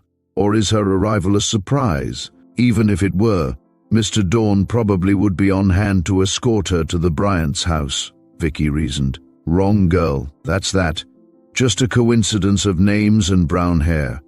In all likelihood, the Bryants' granddaughter, the girl with the brown hair and green scarf which tallied with the portrait, was still at the Hill House, near Pine Top. Vicki still had the gold charm clutched in her hand. The lost and found desk was only a few steps away. She went over and turned the charm in. It was odd, she thought, that no one on the plane had claimed it. On her return to the Electra, she joined John in completing the final routine picking up in the cabin and putting equipment back into place. After handing in their reports to the flight stewardess supervisor, Vicki and Jean went to the stewardess's sleeping lounge to have a nap and tidy up. Now that the emergency was met and passed, they admitted they felt tired. "We were lucky," Jean murmured from the other cot. "Luck and skill and a well-engineered plane," Vicki answered. She lay there on the cot thinking about the landing preparations, the unclaimed charm, and Miss L. Rowe. Her thoughts drifted onto the Bryants. Suddenly she sat up, took a few coins from her purse, and walked next door to the stewardess's lounge. "Where you going?" Jean called after her sleepily. "I'm going to telephone Mrs. Bryant." She wanted to tell Lucy's grandmother that although she had not yet been able to deliver her message, she had, to the best of her belief, located Lucy and actually seen her from the air. A secretary answered. The Bryants were not at home. She evidently knew from Mrs. Bryant who Vicki was. Vicki decided not to relay her news of Lucy second-hand and asked the secretary for an appointment. Vicki said she expected to be in New York again, with free time, next Sunday and Monday. "I'm sure that Mrs. Bryant would be delighted to see you at lunch or tea," said the secretary. "I've put you down for tea at 4 on Sunday, Miss Barr." "Thank you, that's perfect." Until Sunday then. Between that memorable Tuesday and the following Sunday, the 1st of March, Vicki flew 3 more Electra flights between New York and Chicago, with 2 days off in Chicago between flights. On one rest day, her mother took the local train from Fairview up to Chicago, and they spent a happy day together. On her other rest day, Vicki stayed at her Chicago hotel. Resting, she tried to plan exactly what she was going to tell Lucy's grandmother when she visited the Bryants' house on Sunday. What disturbed Vicki was the fact that she had learned some things about Lucy which Mr. Dawn in San Francisco, a month or so earlier, had not learned, and possibly could have learned. Allowing that Mr. Dawn had missed meeting Lucy as she herself had, and allowing that her own visit came a month later, still, either she or Mr. Dawn could be mistaken, and Vicki did not want to give Mrs. Bryant any wrong information or raise any false hopes. I'm going to ask Mrs. Bryant the exact dates when Mr. Dawn was in San Francisco, Vicki thought, because if he was there during the time Lucy became involved with Mrs. Heath, it's strange he didn't find out about that. Unless an odd idea struck her, Mrs. Heath dodged Mr. Dawn's inquiries and managed to keep him from learning of Lucy's new job. Mrs. Heath avoided meeting the minister, didn't she? She managed things so that a good friend like Gravy never met her, didn't she? Reviewing the few facts she had learned about Lucy's new job, Vicki had to admit they were sketchy and elusive. It even occurred to her, in a wave of skepticism, that the girl she had seen from the air might not necessarily be Lucy Rowe. A green scarf and light brown hair were not conclusive proof. Oh, it's likely that girl is Lucy Rowe, Vicki thought, impatient with herself. Why don't I be sensible and see on Sunday what Mr. Dawn has learned in the meantime? Maybe what he's discovered by then, and what I've discovered will tally after all. She daydreamed about Sunday, and the pleasure she hoped it would give Mrs. Bryant to hear her news of Lucy.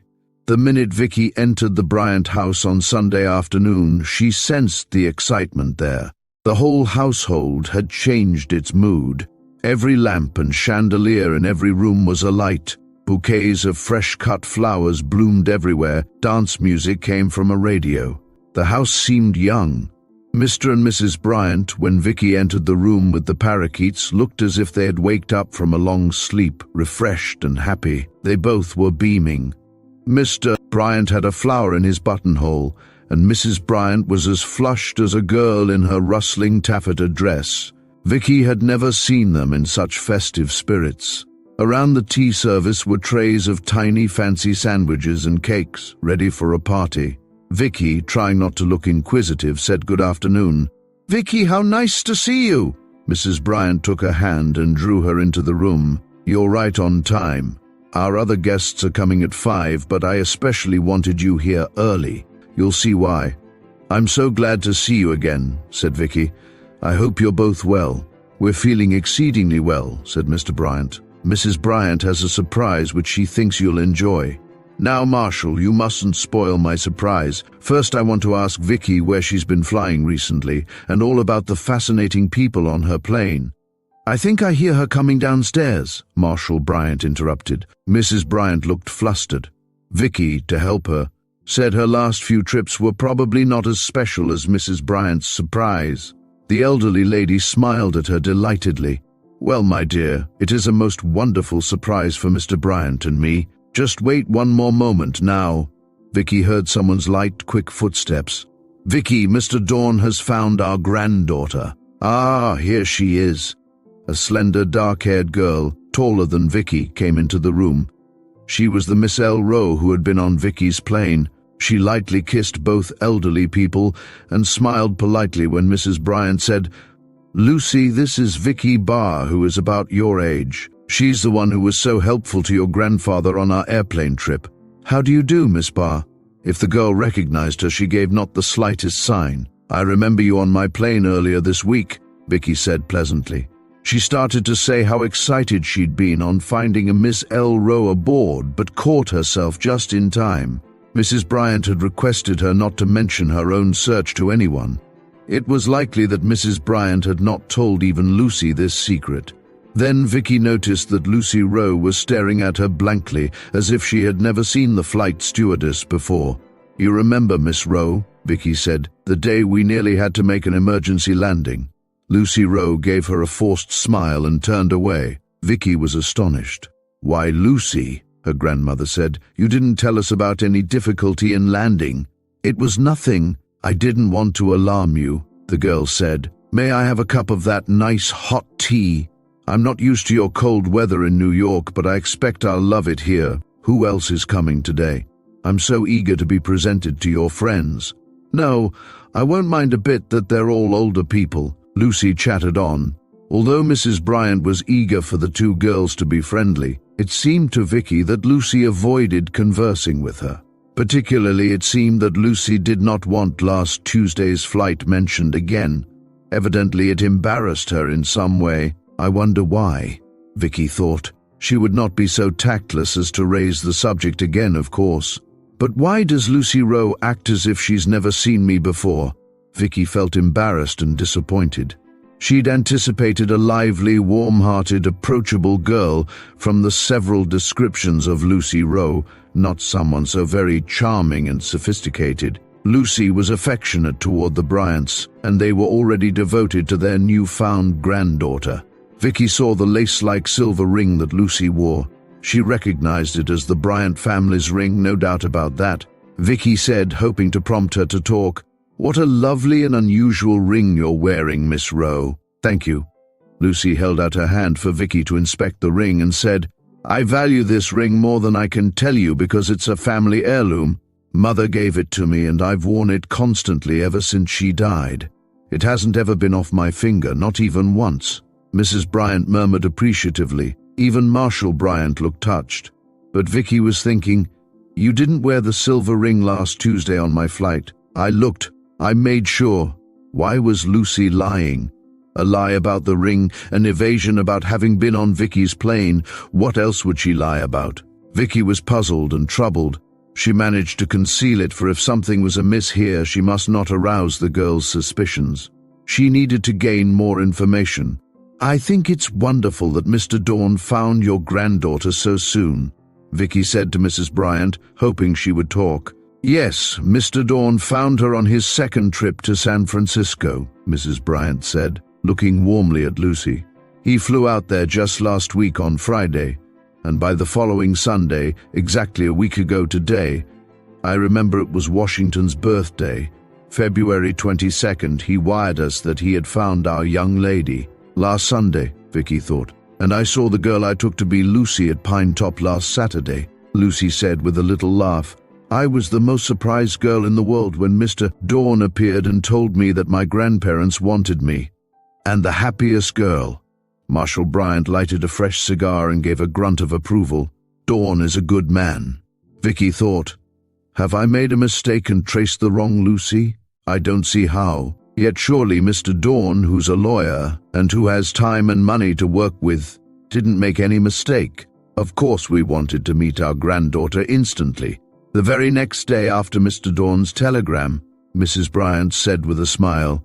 "He flew back to New York and came to tell us, 'Lucy, darling, you can't imagine how absurdly disappointed your grandfather and I were when Mr. Dawn told us that you needed a little time to settle your affairs in San Francisco and would fly east by yourself.' I could hardly wait too," Lucy said. "I practically ran in San Francisco doing all my goodbyes and chores. Even so, the fastest I could get here to you was Thursday." Vicki nearly exclaimed aloud. "Why, this Miss L. Rowe was on my plane on Tuesday.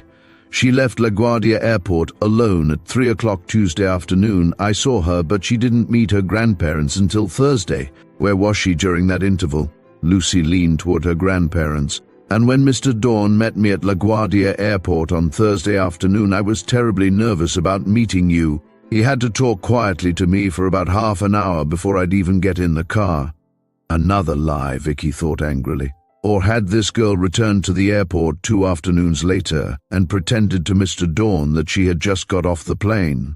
So this was why, Vicki realized, Lucy Rowe did not want any mention of her having been on the New York-bound plane on Tuesday afternoon. Vicki said guardedly, "New York is a wonderful place, but so is your city, Miss Rowe. I'm just getting to know San Francisco on occasional visits. It's a fascinating place.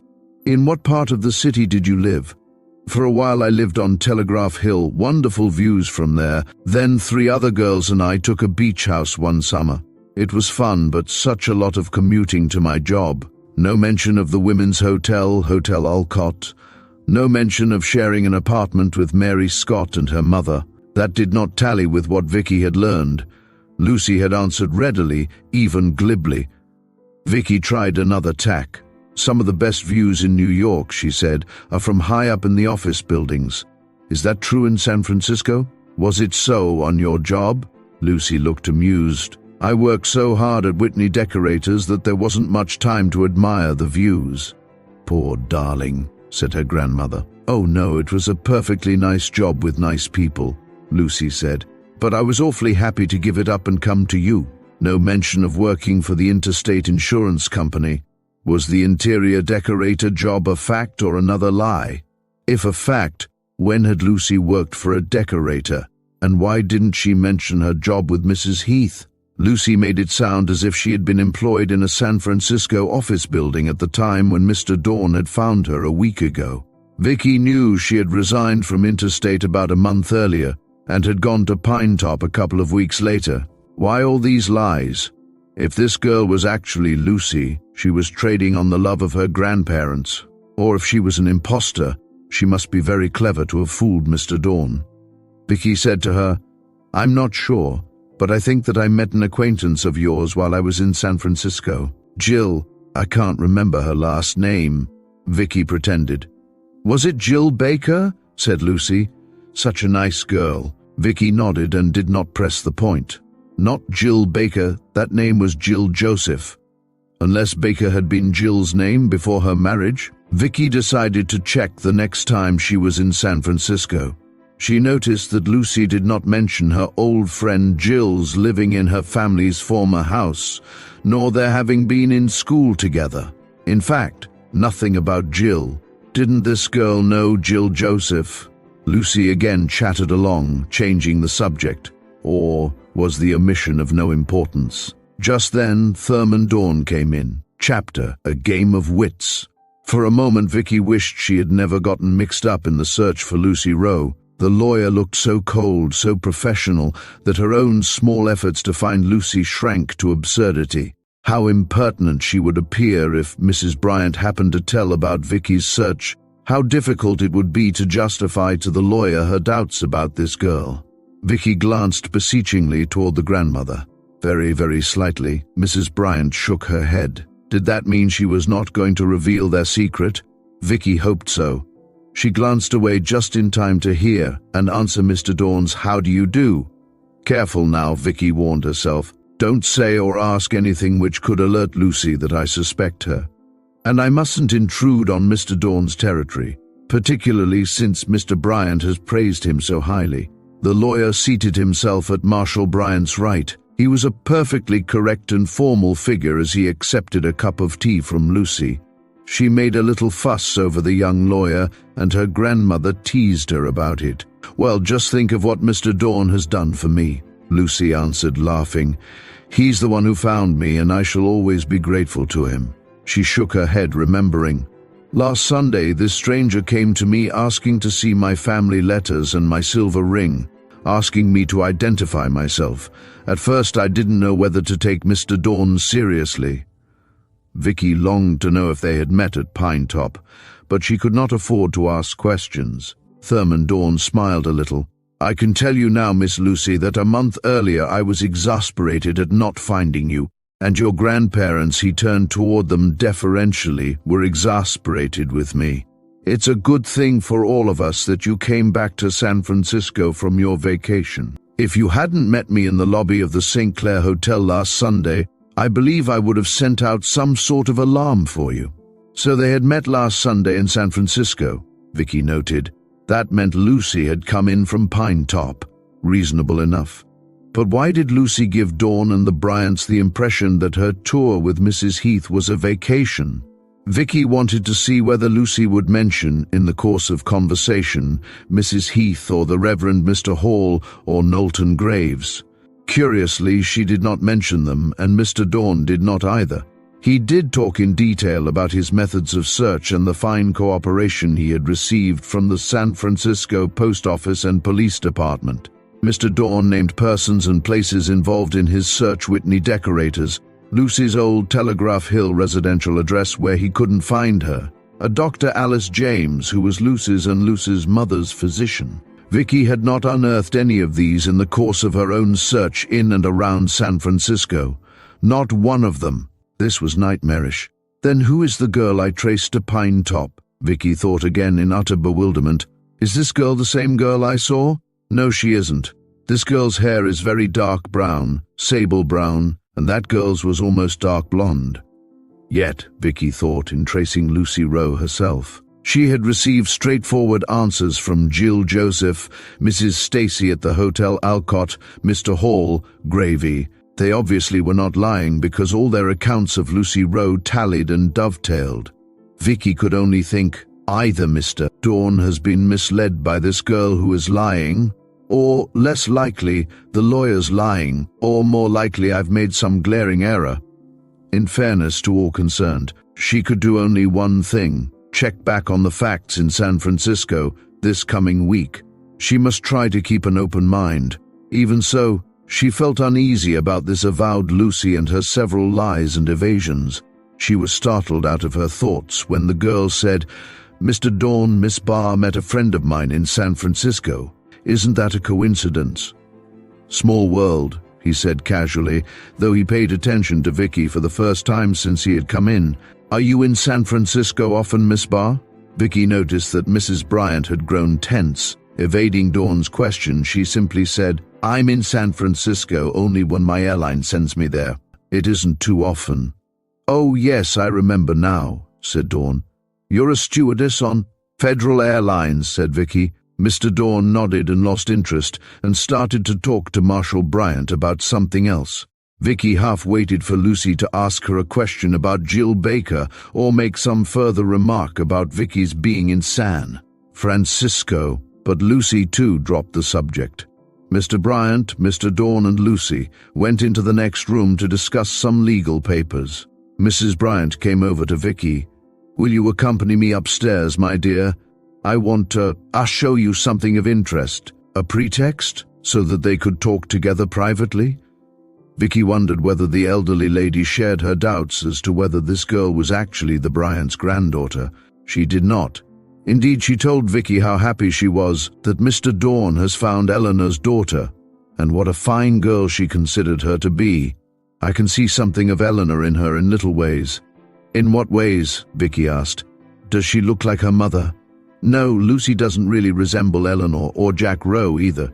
But then I never resembled my parents. No, she reminds me of Eleanor in a certain dignity and reserve which she has, and in, maybe I'm imagining it, but in little mannerisms. And Lucy knows so much about our family history," Mrs. Bryant went on. "It's gratifying to me naturally that she takes such a great interest in the family. In fact, it's," the lady hesitated. "I almost wonder, considering her youth and the family's separation, how it's possible for her to have learned so much family history, in such detail too."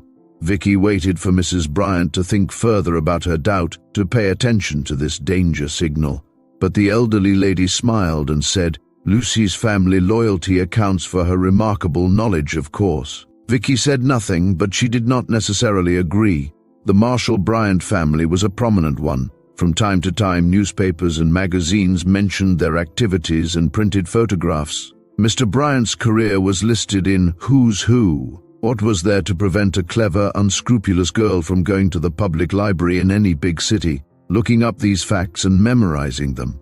A question occurred to Vicki. How had this girl, if she was an impostor, discovered that Thurman Dawn was seeking the young heiress to a fortune?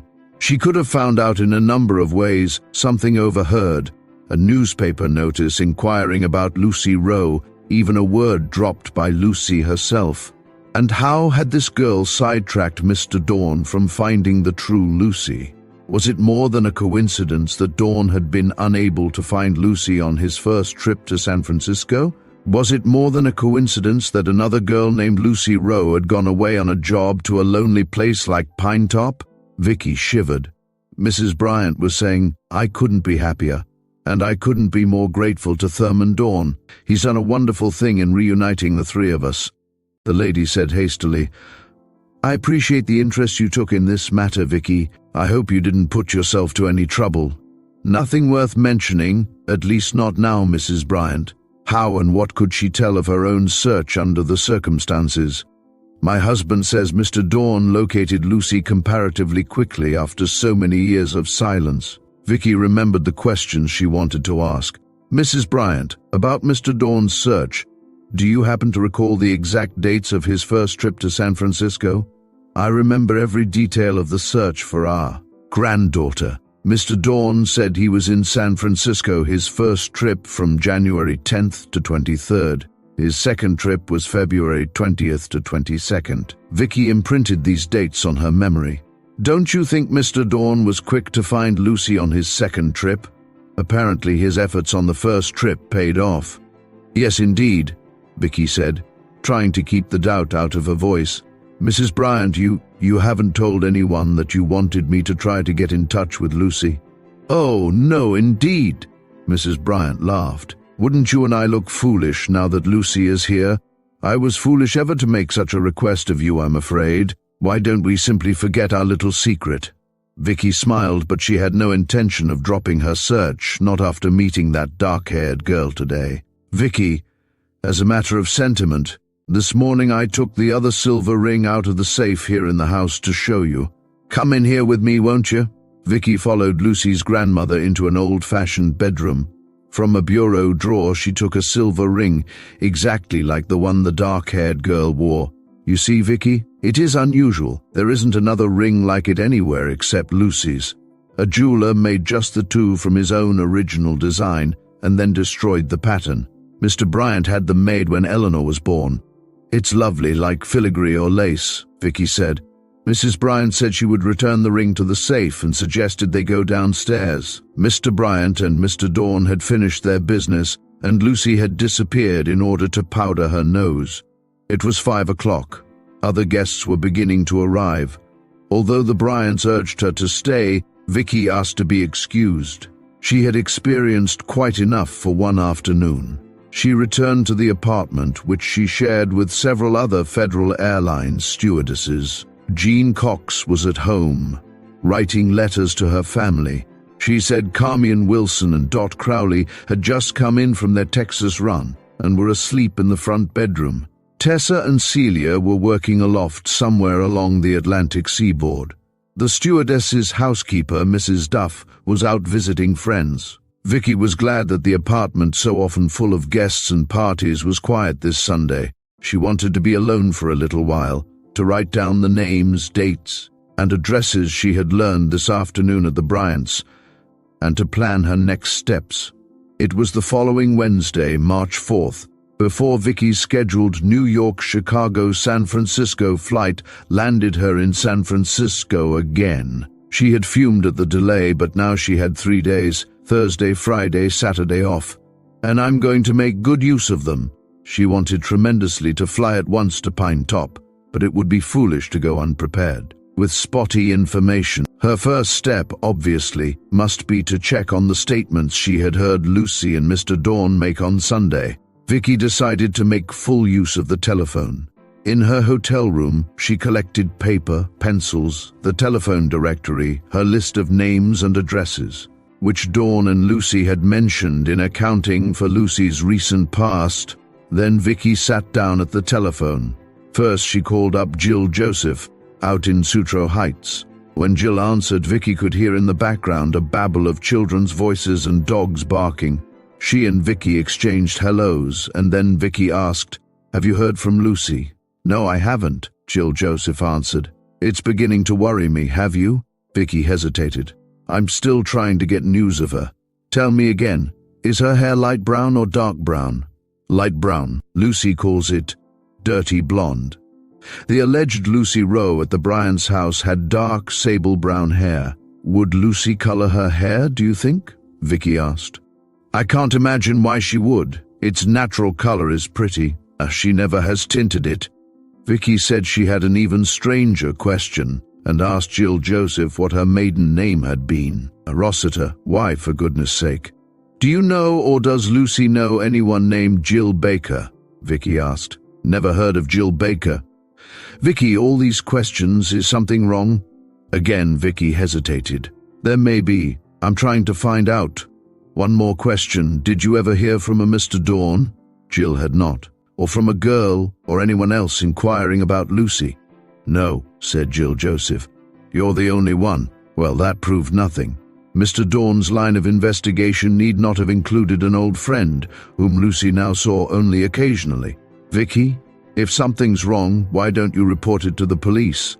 Because I'm not positive anything is wrong. Besides, there's a delicate situation here. Vicki was not at liberty to mention the Bryants and their dislike of publicity. If the police stepped in, the newspapers would get wind of the story. Vicki said, I really don't think it's necessary to go to the police, don't worry. Well, I am worried. Let me know as soon as you have any news of Lucy, will you please? Vicki promised, said goodbye, and hung up. Would the Scotts be home from their trip by now? According to Jill Joseph, Lucy had lived with Mary Scott and Mrs. Scott. Dawn and Lucy in New York had never mentioned them. Why? Vicki tried the Scotts' telephone number, which Jill Joseph had given her earlier. A woman's voice answered. Vicki introduced herself and explained that she was trying to locate Lucy Rowe. This is Mrs. Scott, the voice said. I don't see why you should have any trouble in locating Lucy, Miss Barr. She has an excellent job with a Mrs. Heath. Well, no, Mary and I haven't heard from her. No, Lucy was not traveling with us, not at any time. But Mr. Dawn had told the Bryants that day at luncheon that Lucy was traveling with another girl and the girl's mother. Had the lawyer lied? Such a minor point to lie about. Or had he honestly misunderstood Lucy's trip with Mrs. Heath to be a trip with the Scotts? There was no way of knowing. Vicki set aside this question of traveling and tried another. Mrs. Scott, did Lucy live with you and your daughter? Yes, she shared our apartment for several months. Then, last January, she moved to the Hotel Alcott for women. Last Sunday, when Vicki asked Lucy Rowe where she'd lived in San Francisco, the girl had not mentioned the Scotts and the Hotel Alcott. Instead, she talked of living on Telegraph Hill and, one summer, sharing a beach house with 3 other girls. Mrs. Scott, Vicki asked, can you give me Lucy's former address on Telegraph Hill? Why, Lucy never lived on Telegraph Hill to the best of my knowledge. No wonder Mr. Dawn had said he couldn't find Lucy there. Did she share a beach house one summer with 3 other girls? Vicki asked. If she did, Lucy never mentioned it to us, and it isn't like her to be secretive. I think you must have some wrong information, Miss Barr. I guess I have. Unless the alleged Lucy's story of the beach house and living on Telegraph Hill was an out-and-out falsehood, or unless she was another Lucy Rowe. Mrs. Scott, Lucy Rowe isn't an uncommon name. The Lucy Rowe I'm looking for is the daughter of Eleanor Bryant Rowe and Jack Rowe, both of them deceased. Yes, that's right. That's the Lucy we know, the Lucy who stayed with us. Then the presumed granddaughter in New York was lying. Vicki sighed. I'm sorry to have troubled you, Mrs. Scott. Not at all. Any more questions? Goodbye then, Miss Barr. Well, in fairness to Mr. Dawn, he had not mentioned the beach house and Telegraph Hill. The lie was the girls. Vicki consulted her list of names and addresses. She was feeling rather grim about these lies. She decided to check with Whitney Decorators, where the presumed Lucy had said she had been employed. There was no Whitney Decorators listed in the regular telephone directory, nor in the classified advertisements telephone book.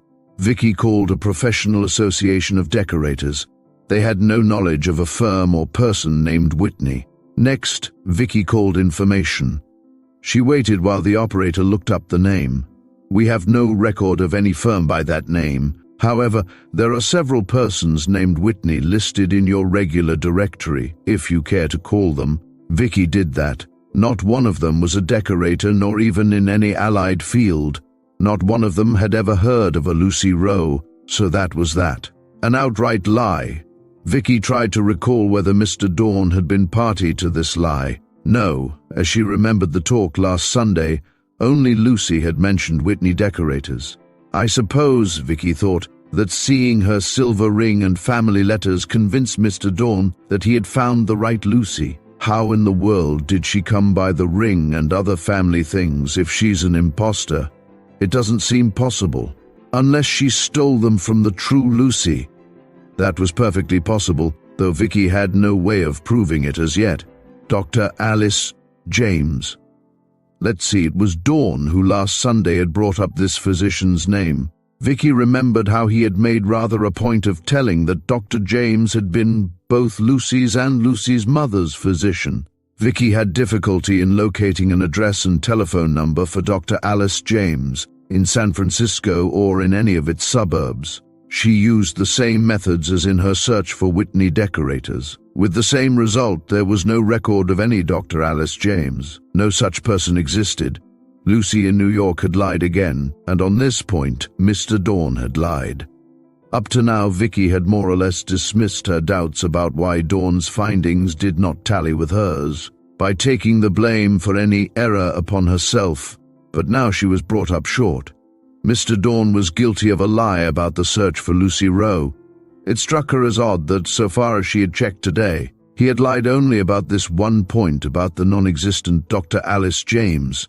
On what other points involving Dawn could she check?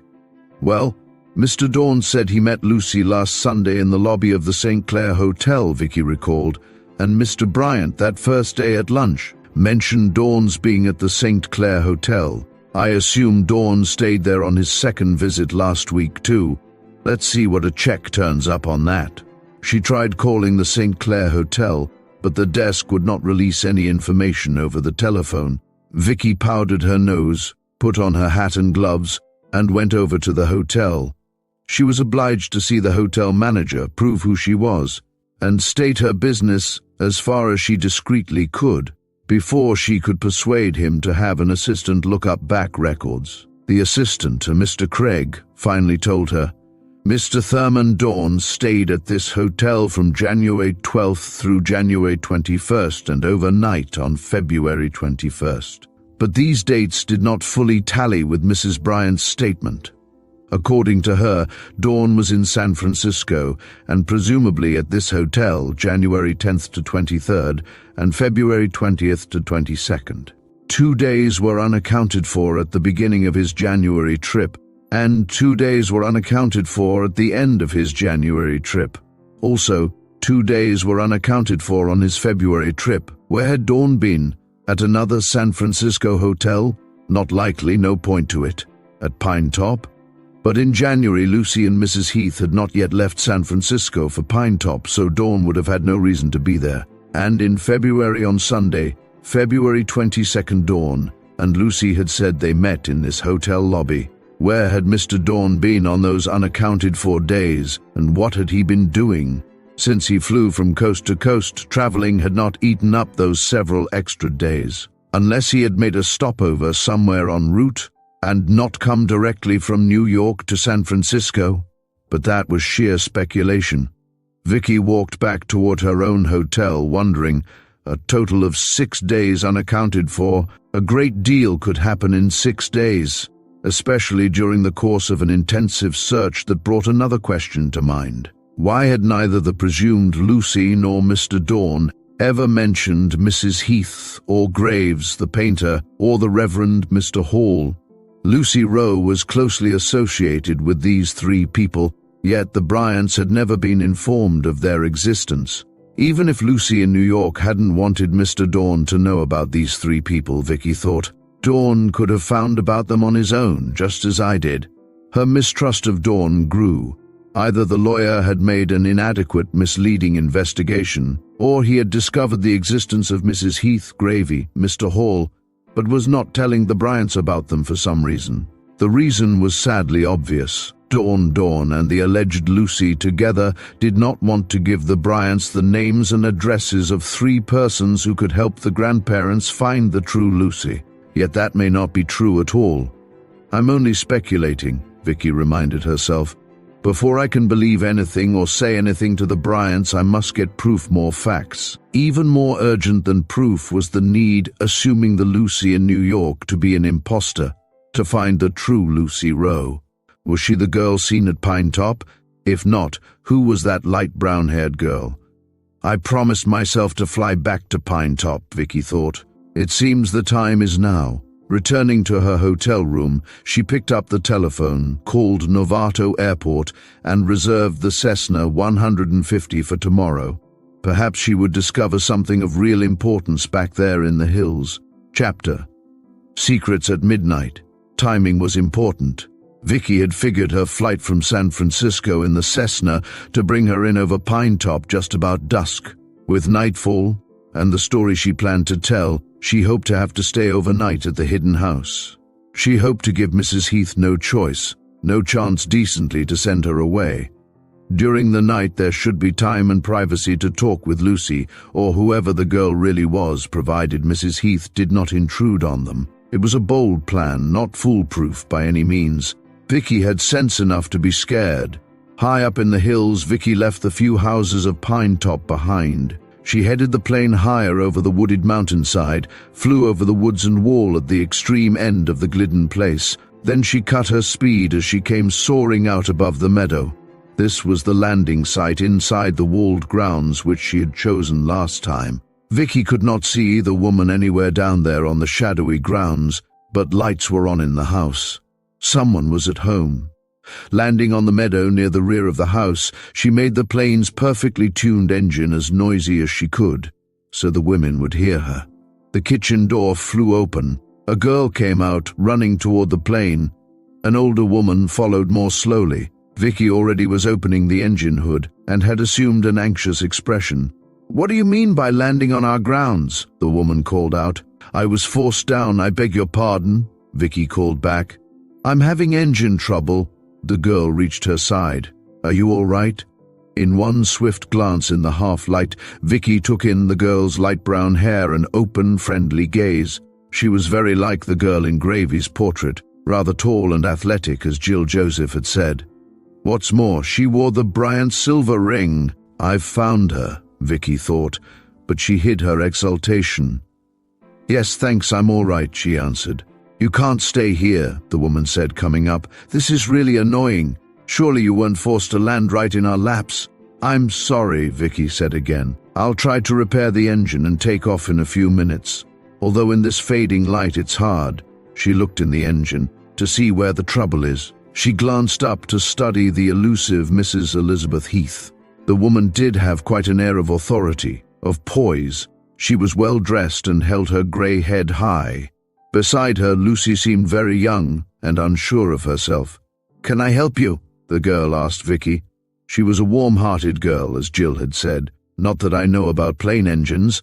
"I don't know an awful lot about them myself," Vicki said pointedly. "Then how do you expect to make the repair?" Mrs. Heath said in exasperation. "I think you had better call up a garage. You may use my telephone or an airport and have them come and get you out of here," the girl said. "I'm afraid there isn't a garage within miles of here, Mrs. Heath, and no airport." Mrs. Heath fumed while Vicki poked in the engine. Vicki straightened up. "This engine is rough from carburetor trouble, or there may be a little water in the engine. Whatever it is, I don't want to fly at night with a rough engine and be forced down in the dark." There was a silence. Then Mrs. Heath said, "No, I suppose you can't be expected to take such a risk." Lucy asked, "Can't she possibly stay here overnight, Mrs. Heath?" "Well, I don't wish to appear harsh, but I really hadn't counted on having a guest. We were planning to do some work this evening, you know." Vicki apologized for disturbing them and said that if they could possibly put her up, she wouldn't be a nuisance. "Of course I'd want to reimburse you, and I'd leave early in the morning," Vicki pleaded. "But really," Mrs. Heath protested. "Perhaps someone in Pine Top could take you in," Lucy said. We could, Lucy corrected herself. "Drive her down to Pine Top and ask around." No, Mrs. Heath said hastily. "We've steered clear of our inquisitive neighbors so far. Besides, I shouldn't care to drive down that mountain road at night." In a friendlier tone, she said, "You may have the extra bedroom. I'm Mrs. Heath, and this is my young friend, Lucy Rowe. How do you do? Vicki said and gave her name. I've flown in from San Francisco. My home is in Illinois. I've been in San Francisco just for a short stay. I'm from San Francisco, Lucy said eagerly, and a little homesick for it. Mrs. Heath interrupted, saying they had better go in the house and see about dinner. She led the way around through the side garden and via a side door into the large, long living room of the country house. Mrs. Heath was being an amiable if resigned hostess. She asked Lucy to take their guest up to the extra room and see that she would be comfortable. "But please come right down, Lucy," said Mrs. Heath. Didn't she want Lucy to talk alone with a stranger? "I'm sure that we're all hungry for dinner." Upstairs, Lucy led Vicki to a small rear bedroom. The large front bedroom adjoining was Mrs. Heath's, with its door closed. Across from Mrs. Heath's room was Lucy's smaller front room with its door open. A short hall connected all three bedrooms and the bathroom. Vicki noted the layout, planning where it would be safest to talk with Lucy late tonight. "Here are fresh towels," Lucy said, bringing them into Vicki's room, "and I'll lend you a housecoat and slippers." Vicki seized the moment of privacy. "Miss Rowe, Lucy." "Yes, please call me Lucy." "Lucy, do you know of a Mr. Dawn? Thurman Dawn?" "Why, no, I've never heard of him, should I? Perhaps Mrs. Heath would know him." "Please don't mention his name to Mrs. Heath," Vicki said. "Please. I brought you an extremely important message, but Mrs. Heath mustn't know. That's why I landed the plane here." "You what?" The girl was startled. "Girls," Mrs. Heath called, "what's taking you so long up there?" "We'll be down in a minute," Lucy called back, and looked searchingly at Vicki. "What message? From whom?" Vicki hesitated. She did not want to upset Lucy visibly in front of Mrs. Heath. "It's not something I can tell you quickly or simply," Vicki said. She also would rather obtain proofs of Lucy's identity before revealing too much. "Can we talk after Mrs. Heath has gone to bed? I don't understand why we need to be secretive. Mrs. Heath is my friend." "Lucy, I don't blame you for wondering about me. But your old friend, the Reverend Mr. Hall, knows me, and in a way he sent me to you." "Mr. Hall? How do you know I know Mr. Hall? I don't understand this at all." "There isn't anything difficult to understand," Vicki reassured her. "I'm looking for a girl named Lucy Rowe, that's all. Her parents were Jack and Eleanor Rowe." Vicki was careful not to mention the Bryant name, not to give away any leads. "According to the minister, that's you, isn't it? Why are you looking for this girl?" "For a confidential reason, a happy, wonderful reason." Lucy did not or could not believe this. "But I've come to you as a friend," Vicki said. "Mr. Hall can vouch for me, and honestly, I'm bringing you the most wonderful news." Lucy swallowed hard. "Of course, if he vouches for you, but at least tell me who sent you." Vicki put her hand on Lucy's and touched the silver ring. "Your grandmother sent me." The girl stiffened, distrustful again. "I have no grandmother. I don't know what you're talking about." She was pale and trying not to cry. "If you're not the granddaughter, where did you get your silver ring?" Lucy took a deep, quivering breath. She admitted she was Marshall and Lucy Bryant's long unwanted granddaughter. Vicki noted that Lucy, not herself, was the first to bring up the Bryant name. "If you want proof of who I am, Vicki, I have proof. Right here in the house with me. Letters, photographs, this ring. My mother gave it to me when I was a child. There are only 2 rings like these in existence." There were supposed to be only 2 such rings, Vicki thought. She had seen 3 rings, one, which Mrs. Bryant had taken from her trinket box, one on the hand of Lucy in New York, one on the hand of the Lucy here beside her. One of the 2 Lucys was an impostor. The Lucy in New York also possessed letters and documents to prove her identity. Those things could be forged. A ring could be copied. Which girl was the true Lucy? Vicki believed her to be this friendly, light brown-haired girl, the girl of the portrait, the girl whom Mr. Hall, Jill Joseph, the clerk at the Hotel Alcott, had reported to be with Mrs. Heath, the girl whom Mr. Dawn easily could have traced, if he had wanted to. Mrs. Heath called again. The girls started downstairs together. Vicki whispered, "Not a word to Mrs. Heath about this," and Lucy nodded. She was still shaken. The lady announced with some impatience that she was keeping dinner hot in the warming oven. Would Lucy make the salad and coffee, while she herself set the table? Lucy hurried into the kitchen. Vicki went into the kitchen too to help. In low voices they arranged to meet at midnight to talk further. Lucy thought the guest bedroom would be the safest place. Mrs. Heath would have no reason to enter Vicki's room, even if the light were on. "You two girls," said Mrs. Heath, coming into the kitchen, "seemed to have a great deal to say to each other." Lucy murmured an apology for their delay and hurried to finish making the salad. Vicki helped Mrs. Heath bring the food to the dining table, in an area just off the living room. Then the three of them sat down. Dinner was rather strained. Vicki's hostess seemed to expect the intruder to account for herself. Vicki talked about her flight stewardess job with Federal Airlines and her enthusiasm for the sport of private flying. Lucy listened with interest. Mrs. Heath was thoughtful. "About 2 weeks ago," the lady said, "a small plane flew back and forth over our house and meadow. It upset me. It seemed so deliberate. Was that you by any chance?" Vicki did not dare glance at Lucy. "It must have been someone else, Mrs. Heath. I was quite lost this afternoon. That's how I got here." She disliked telling an untruth, but she was not sure enough of Mrs. Heath's friendship for Lucy to reveal anything of importance. Mrs. Heath talked about her book of memoirs, "Though I'm afraid we haven't actually done much on it, have we, Lucy? I'm still in the planning stage." Then Mrs. Heath mentioned a plan for her and Lucy to go abroad. "I don't really want to go," Lucy said uncomfortably. "Not very much." "It's only perhaps," said her employer. Lucy looked down at her plate and kept still. Mrs. Heath changed the subject to the countryside around here. They had many lovely trees and birds to enjoy, without ever leaving their own grounds. Mrs. Heath remarked that Lucy particularly liked birds. Vicki started to say something about Mrs. Bryant's collection of parakeets, then caught herself just in time. During the evening, Mrs. Heath and Lucy did not work on the book after all. They chatted with their guest and watched television for a while. Vicki borrowed a flashlight and went outdoors to make sure that the plane was safely staked down and the wheels chocked. At 9 o'clock, Mrs. Heath announced it was bedtime. "We're early birds in the country. Good night, Vicki. Rest well." The girls wished her good night and started to go upstairs. "Lucy," Mrs. Heath called her back, "help me lock up down here." Was she trying to keep her and Lucy apart? Vicki wondered. Did Mrs. Heath suspect something? That was hard to tell. In any case, Mrs. Heath was keeping a close watch. She and Lucy would have to be careful tonight. From 9 until midnight was a long stretch. Vicki changed into the borrowed nightclothes and put out her light. She heard Lucy go to bed and, at last, Mrs. Heath. She rested but was afraid to sleep lest she and Lucy both sleep straight through the night. The house was absolutely quiet. The night grew chilly.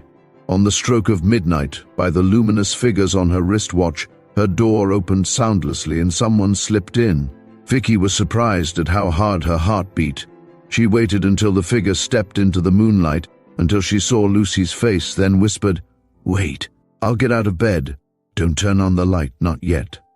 Both girls perched on the edge of the bed, wrapped in robes and sweaters. They were able to see each other's faces clearly in the moonlight.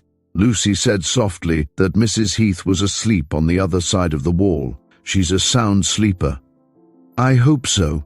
I don't see why you mistrust Mrs. Heath. She's almost like a mother to me," Lucy said warmly. "Well, never mind that. I'm dying to know what my grandparents want. What are they like? Is my grandfather still awfully stern?" "In some ways he is," Vicki said, "but he's not so formidable, and Mrs. Bryant is lovely. Both of them want to know their granddaughter and, well, make up for—" She realized she was saying too much too soon. "Lucy, first I must have more proof of who you are. Not that I question your word, but—" Lucy nodded. "That's all right. Though I can't imagine why anyone would have any doubts at all about knowing I'm Lucy Rowe." Vicki kept silent about the other Lucy Rowe in New York, established in the Bryants' house. She could discuss that difficult situation later. Lucy was digging into the pockets of her robe. "Here, Vicki, I want you to see these." She handed Vicki a few worn documents. "I'll just turn on this little bedside lamp and tilt the shade." She did so. "The letter on top is, well, read it, Vicki." Vicki unfolded the letter, so old it was tearing at the creases. The ink had faded and the notepaper was losing its tint. This letter was authentic, all right. It was addressed Dearest Eleanor and was signed Mother. It proposed a family reconciliation and offered aid for small Lucy. Vicki glanced up inquiringly. Lucy said, "Mother never accepted Grandmother's offer. I guess she never even answered this letter. We all had such strained feelings about my father. He was a darling. Here's a snapshot of him." Lucy handed Vicki a thin bundle of old snapshots and photographs. One was of her parents taken at a picnic. One was of Mr. and Mrs. Bryant, very formal, taken years before.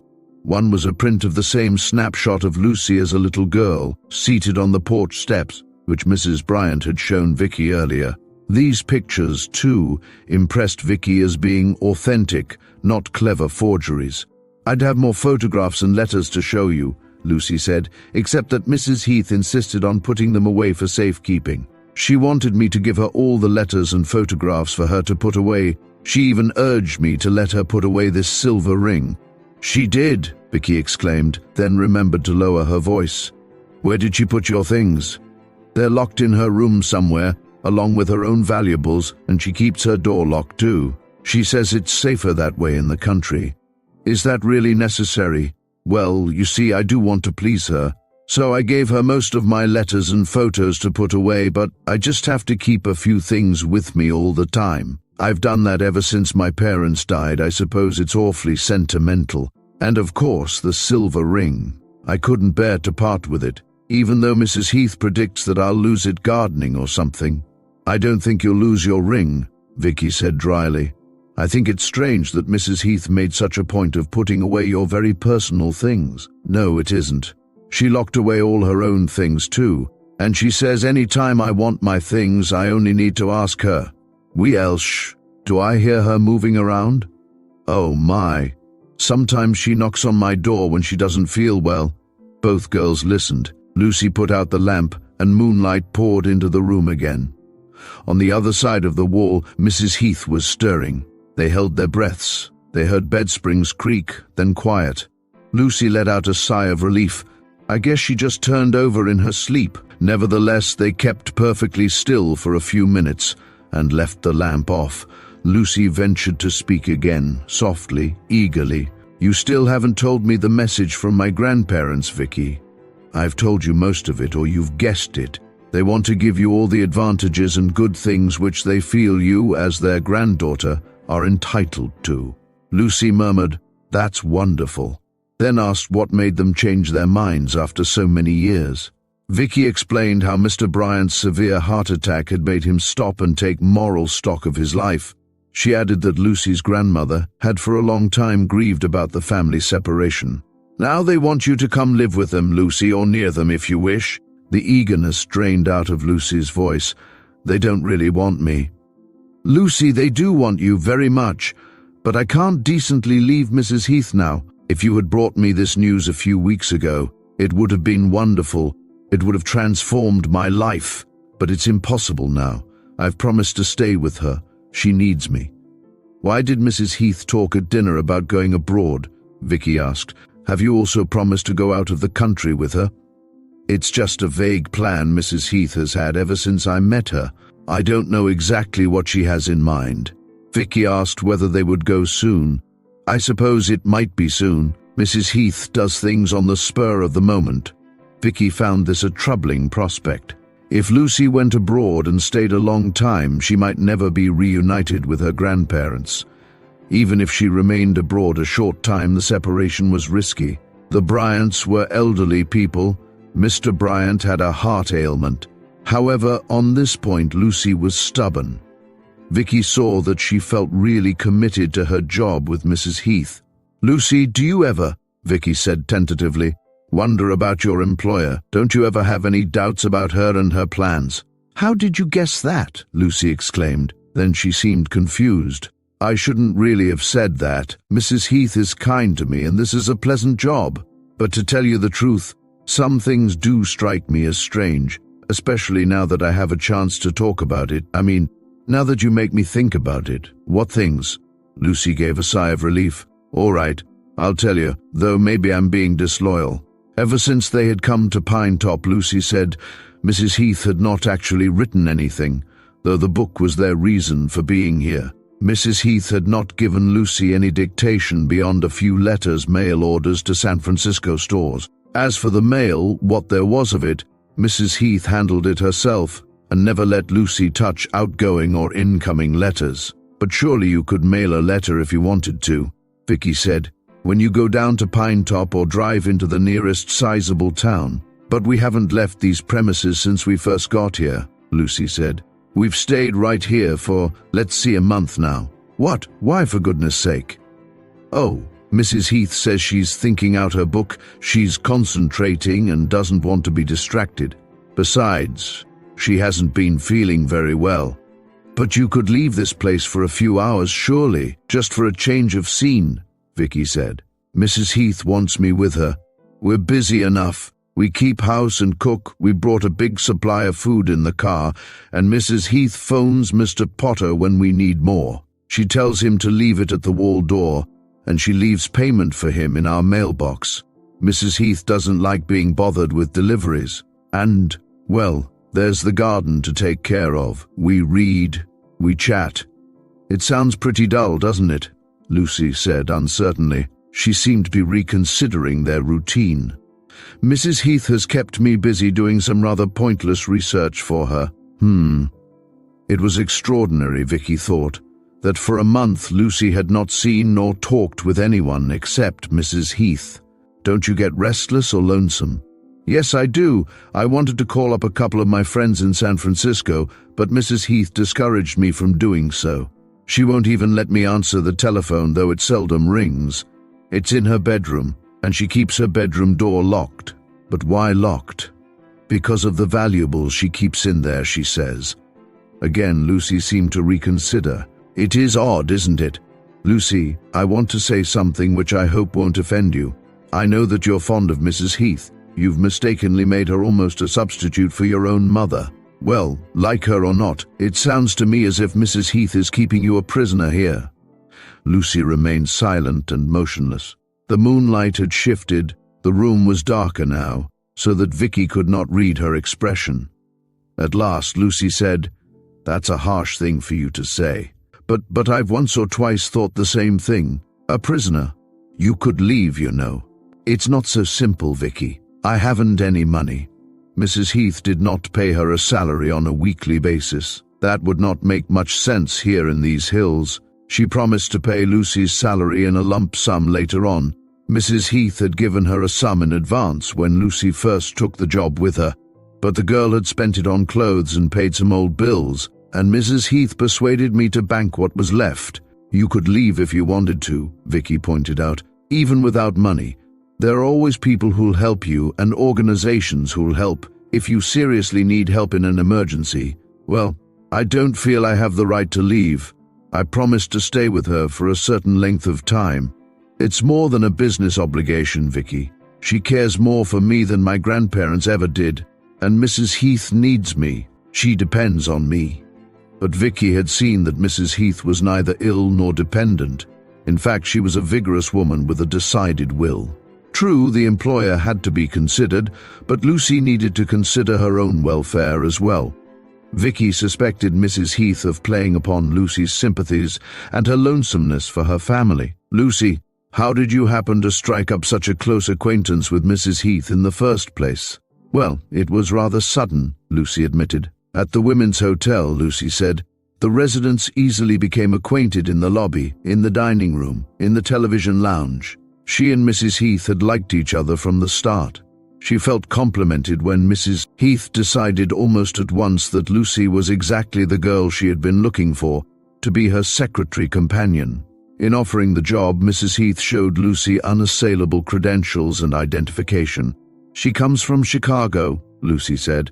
I think she has friends in New York, too. I overheard her phoning once when she had given me an all-morning gardening chore. I ran out of seeds and then the spade handle broke and I came up to her room to tell her about it, only her door was locked. I heard her, though. She was having trouble getting her number. She was trying very especially to reach someone in New York. I guess you think I'm awful to be an eavesdropper, Vicki. Not at all under these strange circumstances. What did you hear? Well, it was a person-to-person call, but I don't know whom she was calling. All I heard was the New York telephone number. I guess it's a business place because she kept asking for an extension number. I remember the number because it's an easy one, and it's like one I called a lot when I was a secretary at Interstate Insurance. Wait. Vicki turned on the bedside lamp, took a slip of paper from her purse and wrote down the New York number. It was not familiar to her. I'm going to keep this number, Lucy. What are you going to do with it? I don't know at the moment. Don't worry. I won't do anything to embarrass you or get you in trouble. I think you're already in trouble, being here in this isolated house almost as a prisoner. Why, Lucy, you're being held here incommunicado. Don't you realize that? But Mrs. Heath is so nice to me. Nice. Yes, on the surface, in little things. You're letting your sympathies blind you to the facts. I'm a great deal more suspicious of this woman and these living arrangements than you are. Listen to me, Lucy. I think you'd better get out of here. Fast. This is an unhealthy situation for you. I wish you'd fly out of here with me tomorrow morning. Lucy hesitated. It's so sudden. I need time to think. Though what you're saying is true, I need to think about my grandparents too. I hardly know how I feel about them. She was leaving the question open. Vicki was dissatisfied with that. Once she herself had left this hidden house, she might not be able to gain entrance and see Lucy again, and she would not be able to communicate with Lucy by telephone or letter. This was their only chance tonight to set up some arrangement to help Lucy leave. To escape, actually, because Mrs. Heath would not want to let the girl go. Vicki thought hard. If she came back here to get Lucy, she'd better not use a plane and alert Mrs. Heath a second time. She'd better use a car, which she could rent and which she could park out of sight and sound down the road from the house. Lucy could meet her there. They'd need a signal for the day and hour. If only she could use the telephone. Well, she could, in a way. Lucy, do you know the telephone number in this house? Yes, I got it from the telephone company man when he hooked up the phone here for us. Vicki wrote it down. Lucy, I'm going to come back here secretly and get you. I'll be waiting in a car at the first sharp curve at the top of the road. It will be noon. All you'll have to do is slip away and run down the road. Don't take any luggage with you, not even a coat or purse, nothing to arouse Mrs. Heath's suspicion. Do you understand? Yes, but you're really going to do all this for me? You honestly think I'm not safe here? Lucy, pay attention. I'll be waiting at noon. What day? The girl sounded frightened. I don't know the day yet, but on that morning I'll send you a signal by telephone. I know you can't receive a phone call, but here's a way. The telephone will ring, Mrs. Heath will answer it, and I'll say... Vicki stopped. No, she would be driving from San Francisco to Pine Top that morning. Someone else would have to make that call. The minister? Yes, she could rely on Mr. Hall to do it. Vicki resumed. Mr. Hall, not I, will telephone on that morning, early before his church service, if it's a Sunday. Mrs. Heath will answer and he'll say it's the telephone company making a test call and hang up. Then he'll call again right away.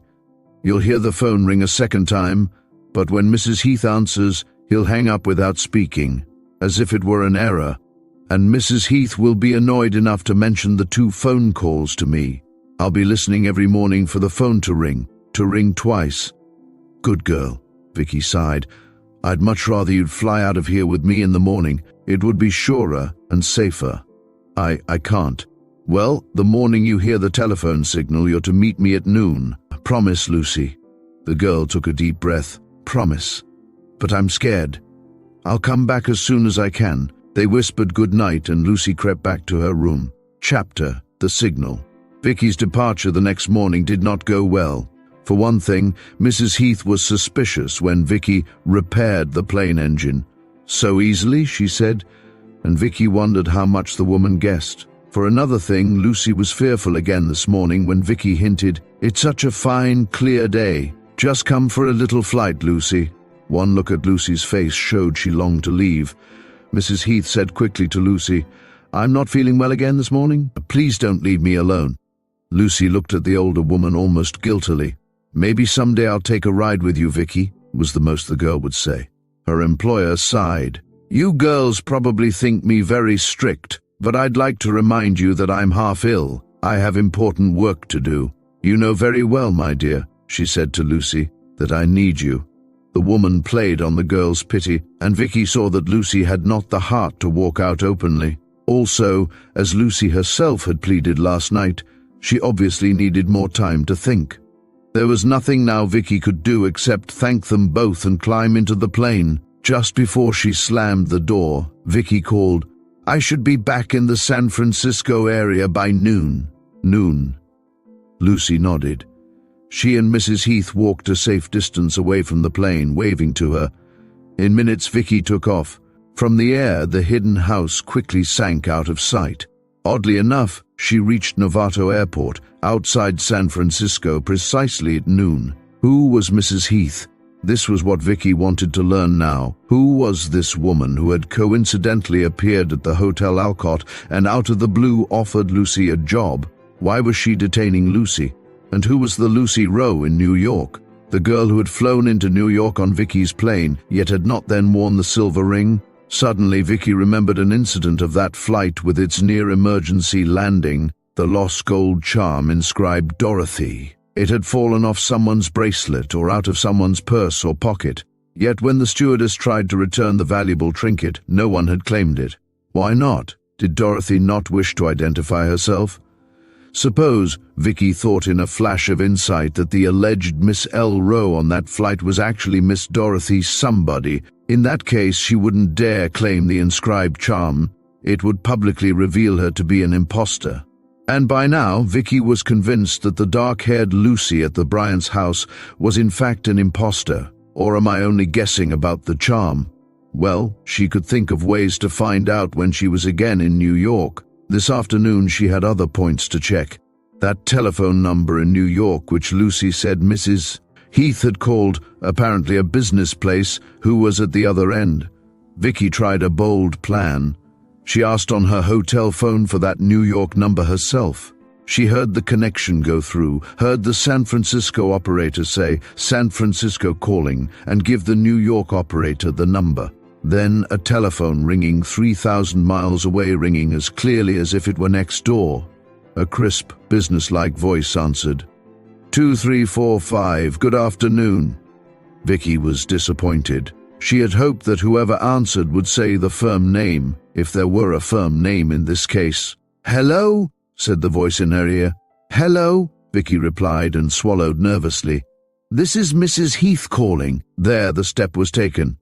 "Oh, yes, Mrs. Heath, one moment, please, and I'll ring Mr. Dawn." Mr. Dawn! He and Mrs. Heath were linked. She'd never suspected it. Thurman Dawn's voice came on.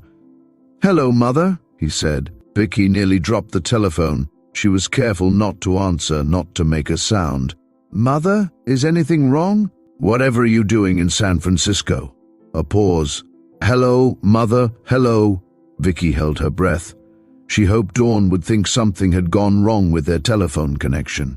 He repeated his hellos, then buzzed his receptionist and demanded, "What's happened to my San Francisco call, Sally?" "You're still connected, Mr. Dawn." Now his voice sounded angry. "Mother? Is that you? Hello?" Dawn hung up and Vicki hung up too. Her heart was banging away over the discovery. In the next instant, Vicki realized that by pretending to be Mrs. Heath, she had put herself in a dangerous position. Even more, she had put Lucy in danger. For Thurman Dawn could easily check by calling Mrs. Heath. Then, when she informed him that Vicki Barr had flown in as an uninvited guest at the hidden house, and that Lucy had half wanted to leave with her, Dawn would know Vicki Barr was on their trail, and Lucy might really disappear. "Oh, what have I done?" Vicki groaned. But it was done now, and no use fretting about it. She had gained an immensely valuable piece of information, but at a high price. She had known all along that the search for Lucy was risky. One thing stood out urgently now that she had probably aroused Dawn's suspicions. She must get Lucy out of that hidden house and away from Mrs. Heath as soon as possible. Tomorrow, or next day at the latest. Time was of the essence. She and Lucy would need time too to reach the Bryants and some degree of safety, but she was scheduled for a federal flight day after tomorrow, Sunday. Time. Vicki at once telephoned the Federal Airlines office at San Francisco's International Airport and asked for her flight stewardess supervisor.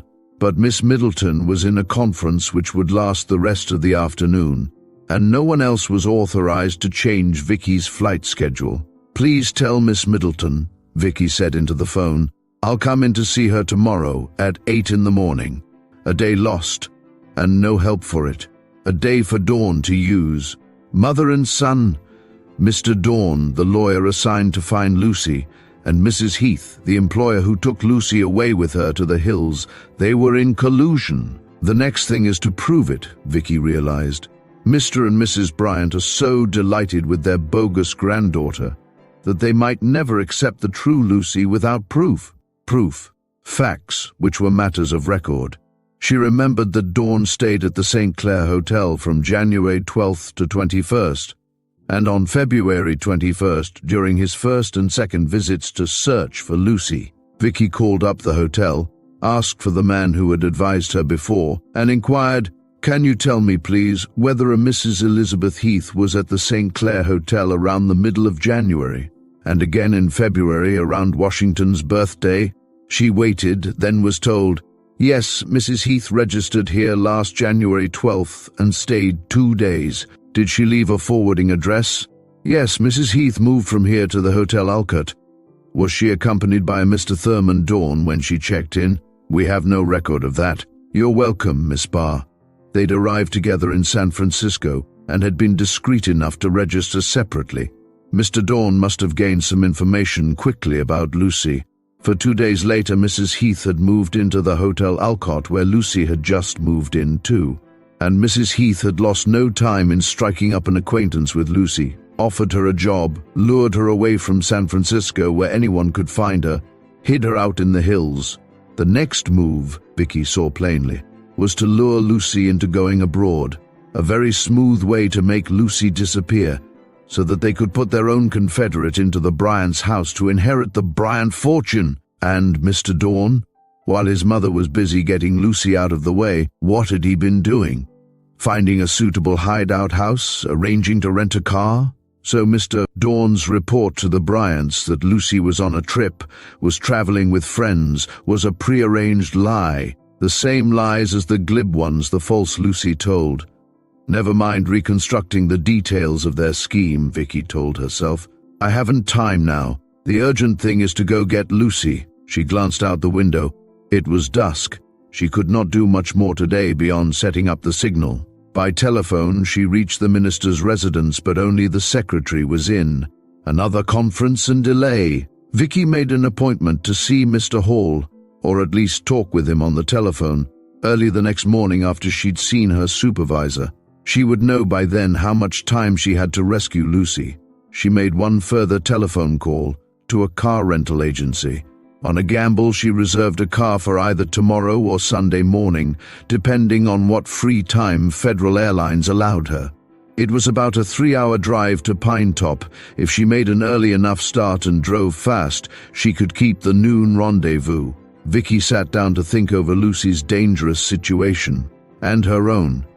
She wanted very much to report what she had found to the police and leave the responsibility for rescuing the girl to them.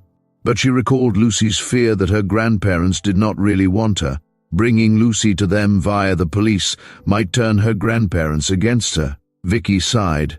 I'd better get Lucy out of that hidden house before Mrs. Heath and Mr. Dawn think up any new plans for her. Early the next day, Saturday morning, rain poured down. An all-day March rain, from the Weather Bureau prediction.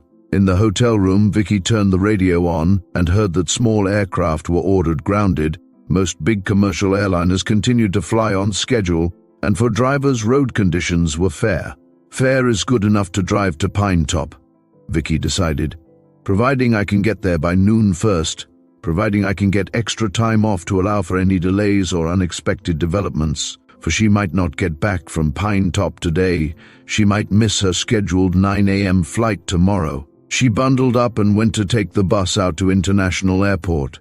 San Francisco was wrapped in fog. It made halos of street lamps and shadows of people. Vicki barely found the bus, which appeared to be floating. It crawled at a maddeningly slow pace, the 13 miles out to International Airport. "I'll never be able to reach Pine Top by noon," Vicki mourned. "Not in this fog. Why, just going to the car rental place and then driving out of San Francisco could take an hour." She'd have to go tomorrow, unless tomorrow she found herself in uniform aboard the Electra. In the fog, she groped her way to the Federal Airlines building, using the Hangar 1 entrance. It was 7:45. Miss Middleton was already in her office. For the first time in her career as a stewardess, Vicki asked to be excused from making a scheduled flight. Miss Middleton, on learning that Vicki had urgent personal business, granted her a leave of absence of 3 days, to be made up later. "Provided," said the supervisor, "I can find a stewardess to take your place. I'll phone you at your hotel sometime after noon today." That settled it. No trip to Pine Top today. Vicki went to one of the telephone booths in the corridor. She called the car rental agency and said she would want a car tomorrow, not today. Then, though it was early to disturb him, Vicki called the minister. He was at breakfast and very glad and relieved to hear from her. "Have you found Lucy, Miss Vicki?" "Yes, I have." Good, good. "Where is she?" "At a place called Pine Top, and it isn't good at all, Mr. Hall. I'm going to get her out of there tomorrow, I hope, but in order to rescue Lucy, I'll need your help here in San Francisco." "Anything you say, Miss Vicki. Your tone of voice alarms me. Do you want to come to see me and talk it over?" They discussed meeting, but since Vicki had to be back at her hotel by noon, they decided they might as well talk fully on the telephone. Vicki dropped more coins into the telephone box at the operator's request. "Well, Mr. Hall, Lucy is in serious trouble." Vicki described the situation with Mrs. Heath. "I don't understand why this Mrs. Heath wants to detain the girl," said the minister. "It is detention. But why? Can you tell me why?" His voice sounded so concerned that Vicki could almost see the minister's face, his quiet expression and perceptive eyes. Why should she not confide in him? He was Lucy's good and old friend. "Yes, I'll tell you why, Mr. Hall," Vicki said into the telephone. "It's a long story. It goes back to Lucy's grandparents. Her grandparents, her only surviving grandparents, are the Marshall Bryants in New York. Yes, they want Lucy at last, you see. But a terrible thing has happened because of the inheritance." Vicki told the minister the whole story of the Bryants, Thurman Dawn, and the false Lucy. Then she told him of her own search, which had led her to Lucy and Mrs. Heath, and the truth. "I am appalled," the minister said after she had finished. "Why not go to the police at once?" "Because it could ruin Lucy's first meeting with her grandparents." Vicki explained Lucy's nervousness about meeting the Bryants. After years of being ostracized, she mentioned their abhorrence of publicity. "Yes, I see," the minister said reluctantly. "What alternative is there? What do you plan to do, Miss Vicki?" She told him of her plan to return to Pine Top. She told Mr. Hall of the telephone signal Lucy was listening for and described exactly what he must do and gave him the telephone number of the hidden house. "I'll call you tomorrow, Mr. Hall, just before I start out by car for Pine Top. It's a 3-hour drive, so I'll call you early. You're to signal by telephone at, say, 9 a.m. That will give Lucy 3 hours' notice." "Of course I'll do it." "But, Miss Vicki, isn't it dangerous for you, and for Lucy too, to attempt this escape?" She replied that Mrs. Heath might not be watching Lucy so closely in broad daylight. On the big grounds of the Glidden place, among its many trees and bushes, Lucy with her outdoors chores could quite naturally wander out of sight. "If the plan doesn't work," Vicki caught her breath at the chance. "If anything goes wrong, Mr. Hall, then you'd better call the police. How will I know your plan hasn't succeeded?" "When I drive back to San Francisco bringing Lucy, I'll call you. That should be about 3 or 3:30. 4 at the latest. I'll call you then. Or if there's trouble at any point, I'll try to phone you. And if I don't hear from you by 4 tomorrow, I'm to call the police?" "Yes, Mr. Hall. Thank you very, very much." "I don't like it," he said. "It's dangerous. I don't like it much myself, but it's the best we can do." They left it at that and said goodbye until the next day. Vicki felt grateful that she had someone like Mr. Hall to rely on. In the fog, Vicki found the airport's bus stop. She rode back slowly over blurred roads and bridges. When she got off the bus in downtown San Francisco, the pavement seemed bottomless under her feet. She reached her hotel, glad to be indoors where there were lights. Though it was nowhere near noon, Vicki settled down in her room to wait for the flight supervisor's call. Waiting. The day seemed the longest of her life. Vicki did everything she could think of to pass the time. She read, she sewed a little, sent down for a sandwich, visited with a stewardess next door, read some more. At 4 o'clock the telephone rang. It was the flight stewardess supervisor to notify Vicki that her request for extra time off was granted. Vicki went downstairs to the lobby about 5 o'clock. The stewardesses of several airlines who stayed at this hotel had a favorite corner, where they looked for one another and exchanged flying news. This afternoon, 2 girls in Trans-USA's grey uniform were sitting there, having hot tea. Vicki knew them slightly. They were Peggy Bennett and Nancy Notaro. "Hello, you look as if you've just come in from a flight," Vicki greeted them. "And such a flight. Grueling," said Peggy. "Come sit down, Vicki."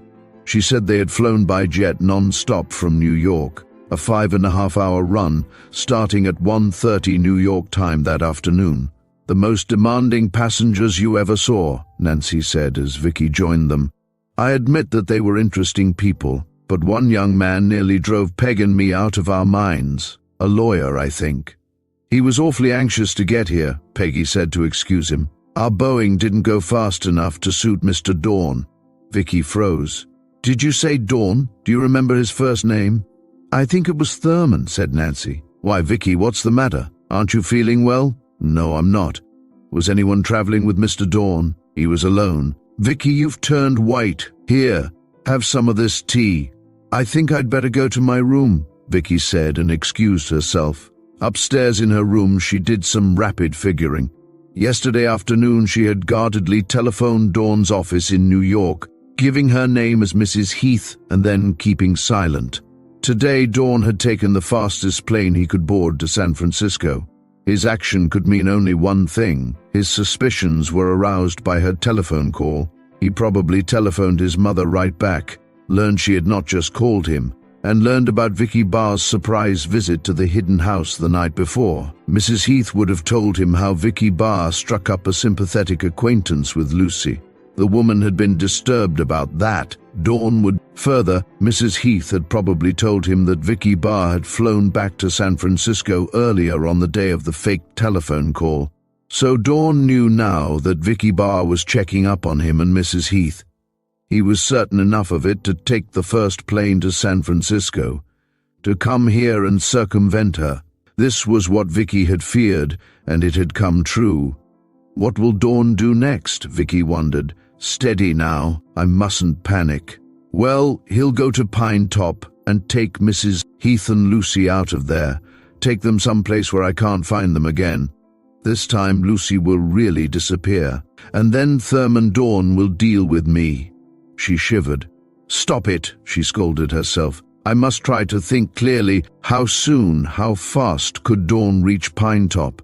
The city was still wrapped in fog, so were its outlying highways, the radio reported. That meant Dawn could not fly or drive to Pine Top today, not with night closing in. He'd probably start out for Pine Top first thing tomorrow morning, weather permitting, just as she herself planned to do. Suppose I encounter Dawn on the highway while I'm driving to Pine Top. She would have to disguise herself a little and drive a closed car. Or suppose he goes to Pine Top in a private plane, he'd arrive before I do. Will that ruin Lucy's getaway, our getaway? At least she had one small advantage. She already had a car reserved. Dawn would encounter some delay in renting a car or renting a private plane and the services of a pilot, since these were much in demand and often sold out in advance. Probably he would be able to hunt around and rent something, but it would take him extra time. Time! When she went to bed, Vicki noticed that the fog had turned into a driving rain. She rose very early Sunday morning. It was still raining hard. The radio predicted an all-day downpour and reported that roads were washed out in several localities. Motorists were advised to cancel their plans and stay off the highways. Oh, how awful, Vicki thought. Another day lost. Well, I'll go to Pine Top tomorrow, I hope. She immediately made 2 telephone calls. One was to Mr. Hall, asking him to call Pine Top tomorrow instead of today. The other was to the car rental agency, changing her reservation to the next day. Then Vicki ventured out in the rain to attend church. She lived through the rest of that Sunday somehow. Monday morning she again was up early. The weather was clear. She dressed quietly without waking Jean Cox, tied a scarf over her head to conceal her light hair, and took along a bulky coat and dark glasses. These things were to make her less recognizable in case she met Dawn anywhere along the way. She took a scarf, sunglasses, and sweater for Lucy. Although she was too worried to feel hungry, she fortified herself with breakfast at one of the few restaurants open that early. Here she purchased sandwiches and had the thermos bottle she had brought along filled with coffee. Now she and Lucy need not stop for lunch, lose precious time, make themselves visible in case Dawn was out looking for them. That is, if she herself could reach the appointed place in the road without mishap, if Lucy could keep the rendezvous, if they actually could make their getaway. Before she reached the car rental agency, Vicki put on the coat and dark glasses. A sedan was driven out for her with its gas tank filled to capacity. Vicki signed the necessary papers, paid a deposit, and then went to a telephone booth. She called the minister. "I'm leaving now, Mr. Hall. Getting an early start. You'll phone signal around 9? "Yes, at 9. I'll be listening for your telephone call this afternoon to learn that you and Lucy are safe. Good luck, Miss Vicki." "Thanks, Mr. Hall. I'll need it." Out on the highway, traffic was light, and she made good time. Vicki kept watch in the rear vision mirror to see if any car was following her, but so far so good. Of course, Dawn could be heading for Pine Top on any of several alternate roads. The drive seemed a long one. It helped that she had twice flown over this mother-lode country. The small towns and rivers were familiar landmarks and guides. But the car was slow compared to a plane, particularly when the land grew rolling and then hilly. At 20 minutes before noon she was driving through Pine Top, and there still was no sign of a car or a private plane coming in from the same direction as she was. Vicki headed the car up the steep, winding hill which led to the hidden house. She drove to the first sharp curve at the top of the road, found an area of trees a little off the road to provide some concealment for the car, and backed into it. Vicki turned off the ignition and waited. The birds were singing. The sun shone down on the empty road. What if Lucy doesn't come, Vicki thought. What if she loses her nerve and doesn't try, or tries but can't get out? The wooden door in the wall is kept locked, but surely somewhere she could find a place to climb over the wall. The minutes dragged. Or suppose she and Mrs. Heath have already left. Mrs. Heath had a rented car. Dawn could have phoned them to leave at once. If only she could go close enough to the house to see and hear what was going on. Was Dawn there? Was Mrs. Heath keeping an extra close watch on Lucy? Vicki got out of the car to stretch her legs. She wanted badly to venture around the bend in the road to see whether Lucy was coming. It was a minute or two until noon, but she stayed in the little enclosure of trees half out of sight. She heard a car coming up the hill. Vicki stepped behind her own car, just as a black sedan whizzed by. The man driving was its only occupant. He had red hair. Thank goodness it wasn't Dawn. Suddenly a figure came running around the bend, hair flying. It was Lucy. "Here I am," Vicki hissed. "Hurry, where's the car?" Lucy gasped. "Get in." They got in, slammed the doors. Vicki turned on the ignition and tore out of her hiding place. They streaked down the steep road. "Are you all right, Lucy? Is anyone else at the house?" "No, a man is coming this morning driving. He phoned Saturday night and Sunday morning. Mrs. Heath had me pack our suitcases this morning. Hurry, Vicki. Mrs. Heath is probably looking for me by now, and she has a car." They sped through Pine Top and onto the open highway. Vicki saw a car coming. Any car coming might be Dawn. She kept on going, at the top speed allowed. "Lucy, there's a scarf and sunglasses on the seat. Put them on, cover up your face and hair all you can. How'd you get out?" "I pretended to be gardening near the wall, climbed a tree, dropped onto the top of the wall and scrambled down on the outside." Lucy gave a shaky laugh. "I tore my stockings. I must be a sight. I didn't bring even a purse or sweater or anything with me. Nothing except my family documents in the pocket of my dress. That's all that matters." The silver ring was on Lucy's hand. "Mr. Hall phoned twice around 9, Lucy said. "Mrs. Heath got awfully annoyed at the telephone company testing. She complained to me, but I'd heard the phone signal anyway." Lucy let out a long sigh of relief. "Where are we going?" "Back to San Francisco, to catch a plane to New York. Think we'll make it to San Francisco safely? We have a fast car, a good chance. Sit back and try to relax, Lucy." They rode for many miles in silence. Both girls were tense. After a while, Vicki asked Lucy to open up the sandwiches and coffee. They had a hard time swallowing any food and lapsed into silence again. Then Lucy said, "If and when we get to New York, do you plan to take me to my grandparents?" "Yes, we'll go directly to the Bryants." Lucy seemed fearful. Vicki reproved her. "Besides, unless you want to go to the police, it's the only place where either of us will be safe." Vicki omitted saying, "Provided we can reach the Bryants before dawn does." She did not want to frighten Lucy further, and Lucy was already nervous enough about facing her grandparents. Chapter 11. Escape. At a gas station, Vicki slowed down, looking around cautiously for any car which might be Dawn's before she stopped. No sign of Dawn yet. Vicki bought gas and did not linger. Out on the highway, she picked up speed and said to Lucy, "Now listen to me. Mrs. Heath and her son are trying to keep you away from the Bryants and your rightful inheritance. They want the Bryant wealth for themselves. But how could they? I don't understand. Who is Mrs. Heath's son?" "He's Dawn, a lawyer your grandparents hired to find you. That was when Mrs. Heath was luring you out to the hills. Then, when you were practically a prisoner, Dawn brought a girl he said was Lucy Rowe to your grandparents. But I'm Lucy Rowe, and they've accepted her on his word and evidence and because of the silver ring she wears." Lucy gasped. "Their next step is to persuade you to go abroad and stay there. Now this other girl who's in collusion with Dawn and Mrs. Heath is living in your grandparents' house and pretending to be you." Lucy burst into tears.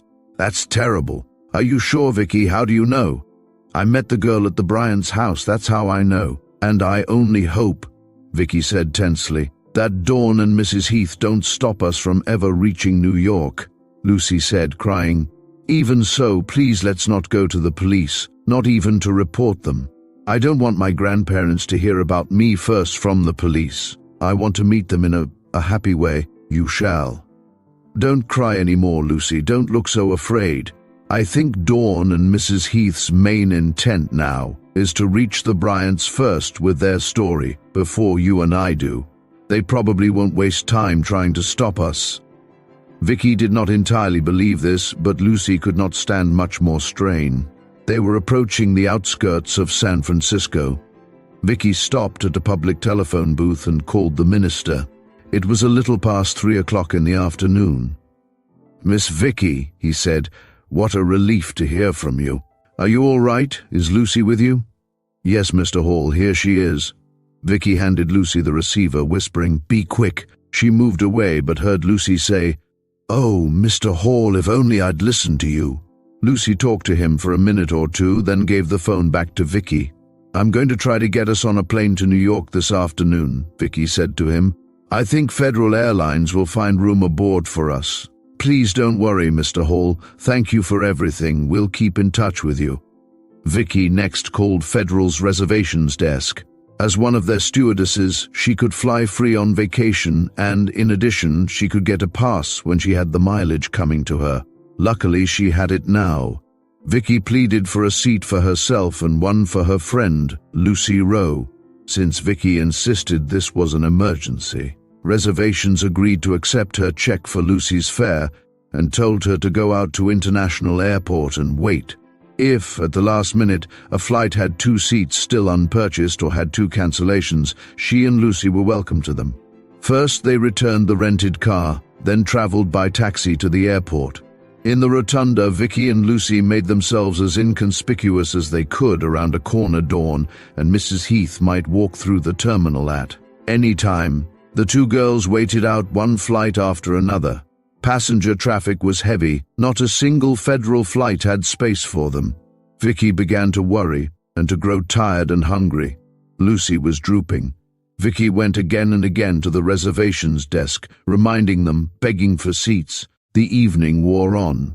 By now, Dawn and Mrs. Heath had had ample time to drive from Pinetop to San Francisco and, as they themselves were doing, try to get space on a flight. Who was going to win this grim race? Finally, at 10:30, reservations cleared Vicki and Lucy to go aboard a federal DC air coach. It wasn't as fast a plane as the Electra, but at least it flew a direct transcontinental route. They would have to change planes at Chicago. The two stewardesses were acquaintances of Vicki's, and they were surprised to see her come aboard. Noticing how tired she and Lucy were, they brought them sandwiches and hot coffee once they were aloft, and then blankets. The two girls were too exhausted to say or think another single thing. They fell asleep and slept through the quiet night flight. Next thing Vicki knew, a stewardess was shaking her. "Wake up, Vic. We're coming in at Chicago in 5 minutes." Vicki awakened Lucy. It was half dark and cold as they left the plane, two bedraggled figures, and boarded another plane. Takeoff time was 7 a.m. The girls slept again. At 10:30 a.m. New York time, they landed at Idlewild Airport. A federal crew car gave them a ride into Manhattan. Vicki asked to be let off at the apartment she shared with several other stewardess friends. It was just as well that no one but their housekeeper, Mrs. Duff, was at home. Chapter: The Silver Rings. "I can't meet my grandparents for the first time looking like this," Lucy said. "I know it's important for us to get to them before Mr. Dawn does, but it's important for me to look nice too." "Don't worry," Vicki said. "I'll lend you some clothes. You go shower and change now. I will too, but first I must make some telephone calls." She telephoned LaGuardia Airport and asked for the lost and found desk. "Hello, this is the Federal Airlines stewardess," Vicki said into the telephone, who turned in a gold charm inscribed Dorothy. "One of my passengers lost it. Can you tell me whether anyone has ever claimed it?" "It's still here," the clerk told her. "No one has even inquired about it so far as I know." That confirmed her suspicion. The owner was afraid to come for it. The reason why might prove interesting. Next, she telephoned the Bryants' house. Mrs. Bryant was surprised and pleased to hear from her. Vicki asked whether she could come over to see them and added that she'd like to bring a friend to meet them. "Soon, please. It's important." "We'd be delighted to see you and your friend," said Mrs. Bryant, "but it can't be this morning. We're expecting guests for lunch at 12:30. Why don't you and your friend come at 2? "At 2, Vicki repeated. She longed to ask whether the luncheon guests would include Mr. Dawn, or whether the Bryants had heard from Dawn yesterday or today, but she couldn't very well ask. "We'll be there at 2. "Thank you very much, Mrs. Bryant." Lucy had come in wearing a bathrobe and heard Vicki make the appointment. She looked woebegone, still lost. Vicki had to encourage her. "Yes, I know my grandparents want me," Lucy said excitedly, "but the other Lucy, is she more attractive than I am? Not nearly as likable," Vicki said to soothe her. "I can't help feeling nervous, though, especially since you've told me what Mr. Dawn's been up to," Lucy said. "Come on, let's find you some clothes that will fit you and be becoming." Vicki borrowed from her own and Jean's wardrobes. She made herself presentable. Then Mrs. Duff gave them a quick lunch. As they ate, the girls debated whether Lucy still had, in certain ways, the hardest part of her ordeal to struggle through. On the way over to the Bryants, Lucy was silent and preoccupied. She wore the silver ring and had the family documents in her purse. When she saw the mansion her grandparents lived in, she hesitated. Vicki took her hand and escorted her up the marble steps. "I'll never fit in here," Lucy whispered, as they followed the butler toward the room with the parakeets. "Yes, you will," Vicki whispered back. "Wait and see." Mr. and Mrs. Bryant were waiting for them. Vicki's heart sank when she saw that Lucy, the false Lucy, was with them. She had wanted so much to talk to them alone. Mrs. Bryant rose and came forward to greet the two girls. "How nice to see you, Vicki, and I'm so glad you've brought your friend. I asked our Lucy to stay and meet her." The true Lucy stared at the impostor. There was no real resemblance between them, except that both were brown-haired, around the same age. And either Lucy might have once been the little girl in the snapshot. The true Lucy must have seen the silver ring on the other Lucy's hand, for she thrust her hand in her pocket to hide her own silver ring. Vicki took her friend's arm to give her courage. As Mr. Bryant and the sophisticated-looking girl rose from the sofa, Vicki said, "This is my friend from San Francisco, Lucy Rowe." It took all her courage to come right out and say that. She watched the false Lucy closely. "Lucy Rowe!" Mrs. Bryant exclaimed, and a look of wonder crossed her face. "What a coincidence," the other girl said after a pause. "How do you do, Miss Rowe?" Lucy was unable to speak. She looked into Mrs. Bryant's face with her feelings naked in her eyes. Marshal Bryant said, "Quite a coincidence, eh, Miss Vicki? Two girls with the same name. Well, let's all sit down anyway." He sat down heavily. "I ate too much lunch." Lucy stared at her grandfather. She stayed as close as she could to Vicki, her hand still in her pocket. "How odd that we've never met," the false Lucy said smoothly to the true Lucy. "I'm from San Francisco too, you know. It is quite a coincidence, isn't it?" Mrs. Bryant said shakily. Vicki drew a deep breath and said what sooner or later had to be said. "It's more than a coincidence, Mrs. Bryant. This young woman is your granddaughter, and I can—" "That's preposterous," the false Lucy exclaimed. She was furious. "I am the Bryant's granddaughter, and I resent, and I can prove it," Vicki went on evenly. "There's been a terrible mistake here, if one can call it a mistake." Marshal Bryant snorted. "Young lady, you're having a pipe dream. Thurman Dawn is a good man, a good lawyer. He doesn't make mistakes. Do you think I'd hire an incompetent man?" Vicki was shaking all over. "It isn't simply a mistake, Mr. Bryant. Forgive me for contradicting you, but Mr. Dawn has deliberately brought you the wrong girl." "Rot," the big man said, and the false Lucy drew herself up in scorn. Only Mrs. Bryant, her hands trembling so badly that she had to clasp them, said to the newcomer, "Tell me, my dear, do you believe yourself to be our granddaughter?" Slowly, Lucy drew her hand out of her pocket and extended it. "Here is the ring you gave my mother, and here are photographs of us all, and a letter you wrote my mother." The false Lucy laughed. No one took the things Lucy offered. She stood there abashed. The false Lucy cried, "Why, Grandpa, they're fakes, forgeries, that's all." Mrs. Bryant glanced back and forth between the two Lucys, bewildered and hurt. Finally, she reached out and took the photographs and letters and examined them. "Marshal," she said, "I did write this letter to Eleanor." He made a gesture of disbelief. Mrs. Bryant turned to the newcomer. "Where did you get this letter?" "Mother gave it to me, just as she gave me this ring." "I also have my mother's ring." The false Lucy indignantly held up her hand with the silver ring. She was still assured, but her face had turned a sickly white. Marshal Bryant exploded.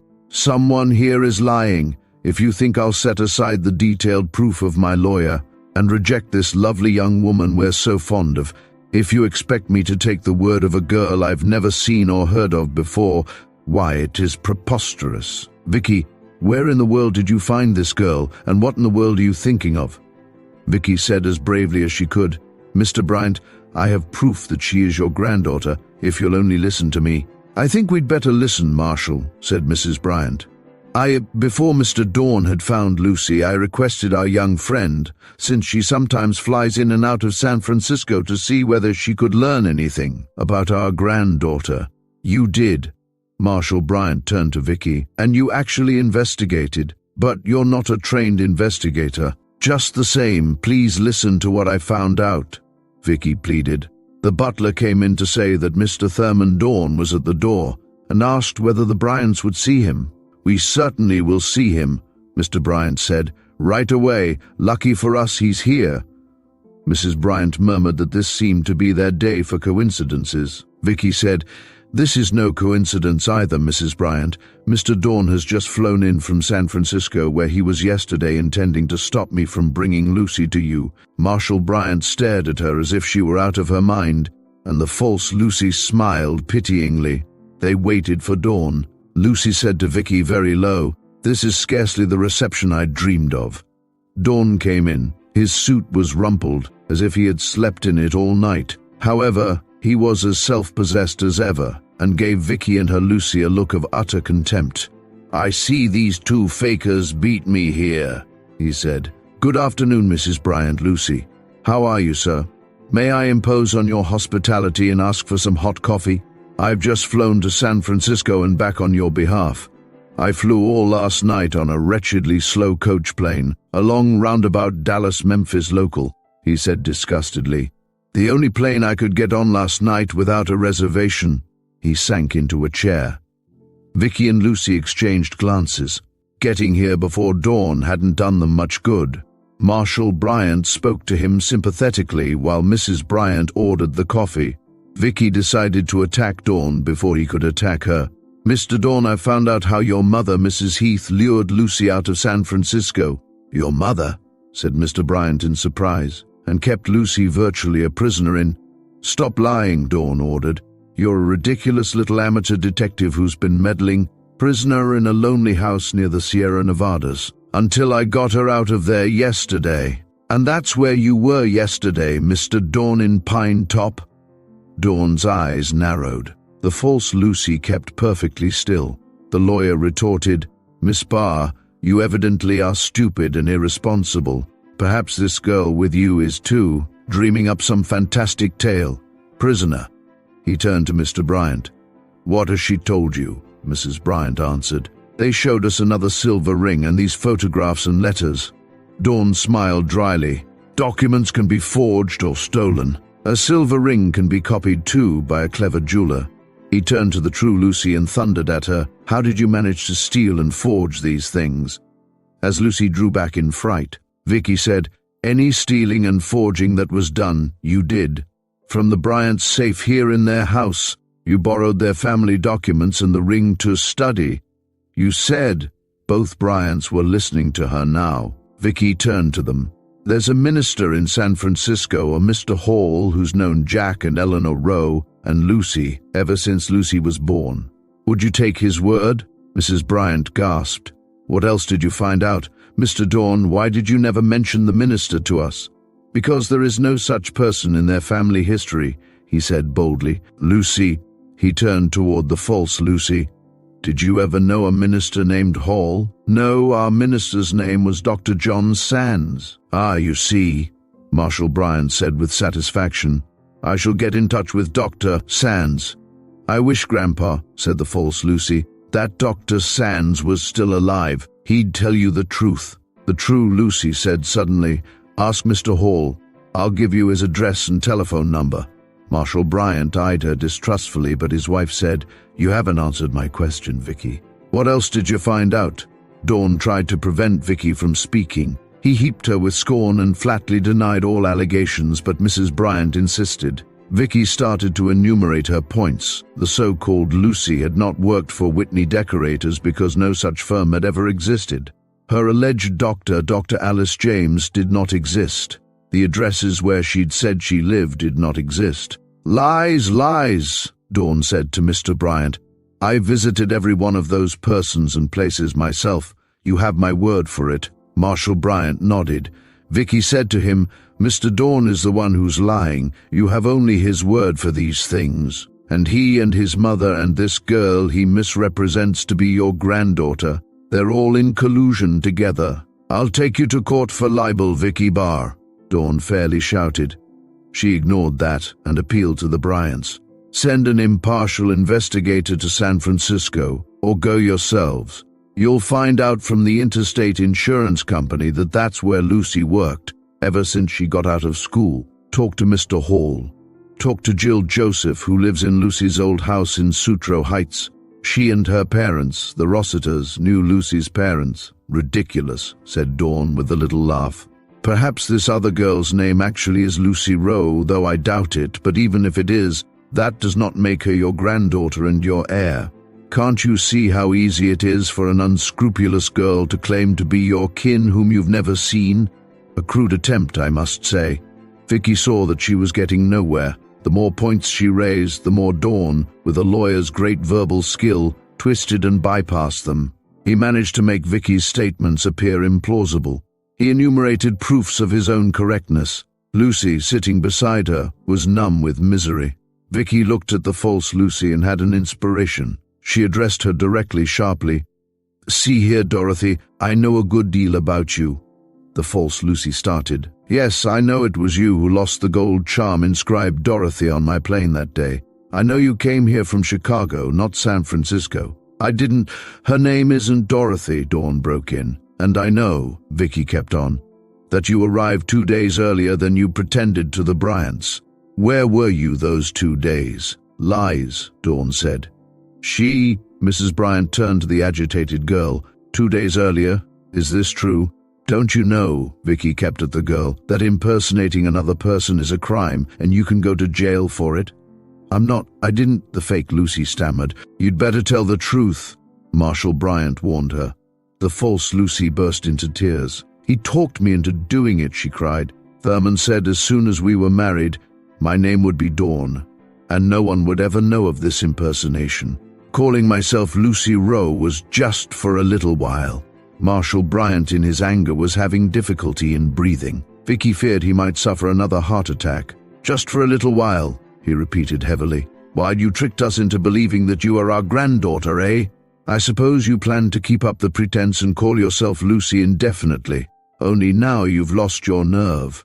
Thurman never told me that there was a real Lucy Rowe. He never told me I'd be cheating someone, the other girl asserted, weeping. Don't blame me. He and his mother told me that Lucy was dead, only you didn't know it, and that we might as well have the inheritance for ourselves instead of letting some stupid charities have it. Thurman and Mrs. Heath are to blame, not me. Dawn tried to break in, but the girl went on half hysterically. They said that with my dramatic school training and being a quick study, I could easily play Lucy's part. You're telling half-truths, Dawn said. You never objected to becoming rich, did you? Keep quiet, both of you, Marshal Bryant ordered. The old man turned toward Vicki. What's this about Dawn's mother? Yes, didn't you once tell us, Mrs. Bryant asked the young lawyer, that your mother in Chicago was widowed and had remarried? What is your mother's name? Dawn tugged hard at his mustache and refused to answer. Mr. Dawn, Mrs. Bryant reminded him, we can find out from your law firm. Dawn muttered, her name is Heath, Elizabeth Heath. She's a widow for the second time. She's alone except for me. So you thought you'd provide for your mother, yourself, and your fiancé at my expense, Marshal Bryant said bitterly. No wonder you were in such a hurry to have me sign over a parcel of stocks and bonds to Lucy Dorothy, whatever her name is. The girl gave her name very low, Dorothy Clinton. Well, I'll rescind that immediately. About Mrs. Heath, Mrs. Bryant said. She actually kept this girl, our granddaughter. It was hard for her to reverse her thinking, out of sight. Yes, on a pretense of a job, Vicki answered. Not only that, they also planned to get her to go abroad and maybe never return. The Bryants both caught their breaths. Mr. Bryant got up and pulled at the wall cord to summon the butler. I'm going to call the police, he said. Wait just a minute, sir, Dawn said. You still have no final proof of who this girl is. I have proof, the true Lucy spoke up. I have some proof with me and much more if I can get my things back from Mrs. Heath. Besides, I'm sure Mr. Hall and some of my San Francisco friends and old teachers will come east to vouch for me. They've known me all my life, and known my mother and father too. All right, the elderly man said, and passed his hand over his eyes. No one except Vicki noticed the butler waiting at the door. Mrs. Bryant stared dazedly at Dawn. Maybe you'd better start your explanations with the very beginning of this rotten scheme, Marshal Bryant said. You're going to have to explain to us and the police sooner or later. Dawn put his head in his hands. Very well, I will. Then he said, I have some papers in my briefcase in the hall, so Dawn stood up. If you'll permit me to get them. Suddenly he seized the false Lucy by the hand, and they ran out of the room. The butler was so stunned by surprise that he was motionless. So was everyone for a few seconds, until Vicki sprang to her feet. Don't let them get away! She and the butler ran after them. She saw Dawn and the girl racing down the marble steps and along the street. Vicki and the Bryants man tore after them. They were heading toward a taxicab waiting at the curb a few houses up. Vicki saw a grey-haired woman in the taxi who looked familiar. Mrs. Heath, driver, Vicki called out. Don't take those people, they're criminals. Catch that man, the butler shouted. The taxi driver jumped out and caught Dawn. He struggled to tear free, while Dorothy screamed at the butler to let her go. Vicki reached Mrs. Heath just as the woman tried to slip away. Out of nowhere, a policeman appeared on the run. "What's all the shouting about?" he demanded. "What's the matter here?" From the top of his house steps, Marshal Bryant told them all to come into the house. "Pay the driver his fare," he directed the butler, "so he can go." The policeman herded the rest of them into the house, with Dorothy screaming now at Dawn. Vicki walked in beside Mrs. Heath, who looked as if she too had slept in her clothes last night. Mrs. Heath scornfully would not even glance in Vicki's direction. They all sat down in the room with the parakeets, where Mrs. Bryant and Lucy waited together. Marshal Bryant explained the situation briefly to the policeman, who said, "You'd better phone the precinct for a couple of detectives, Mr. Bryant. This is out of my jurisdiction. I'll stay until they get here, though." Mr. Bryant instructed the butler to telephone. Then he said to Dawn, "Talk." Thurman Dawn sat crumpled in a chair, head bent. He plucked at his fingers as he almost inaudibly told the whole story. He had always had to struggle along and economize, he said, and he felt that as an educated man he was entitled to more than a small salaried job. His mother and his fiancée too were ambitious and resentful of scrimping along. They felt they were entitled to wealth just as much as people like the Bryants. Thurman Dawn was determined to get rich as quickly as possible. His attitude was, once you have a great deal of money, people won't care or dare ask how you acquired it. When the Bryants engaged him to search for their granddaughter and heir whom they had never seen, Dawn calculated this was his main chance. The Bryant fortune was so big that he was willing to risk committing a crime. He believed that his cleverness and knowledge of the law would protect him, and he believed he had evolved a foolproof scheme to present his fiancée to the Bryants as their unknown granddaughter, then marry her and through her gain the Bryant fortune. He flew to Chicago and talked his mother and Dorothy into the scheme. First, though, Dawn had to learn whether Lucy Rowe could be gotten out of the way. He and Mrs. Heath went on to San Francisco in mid-January and learned something the Bryants did not then know, that Jack Rowe had died 2 years earlier. This left Lucy alone in the world and suited Dora's scheme perfectly.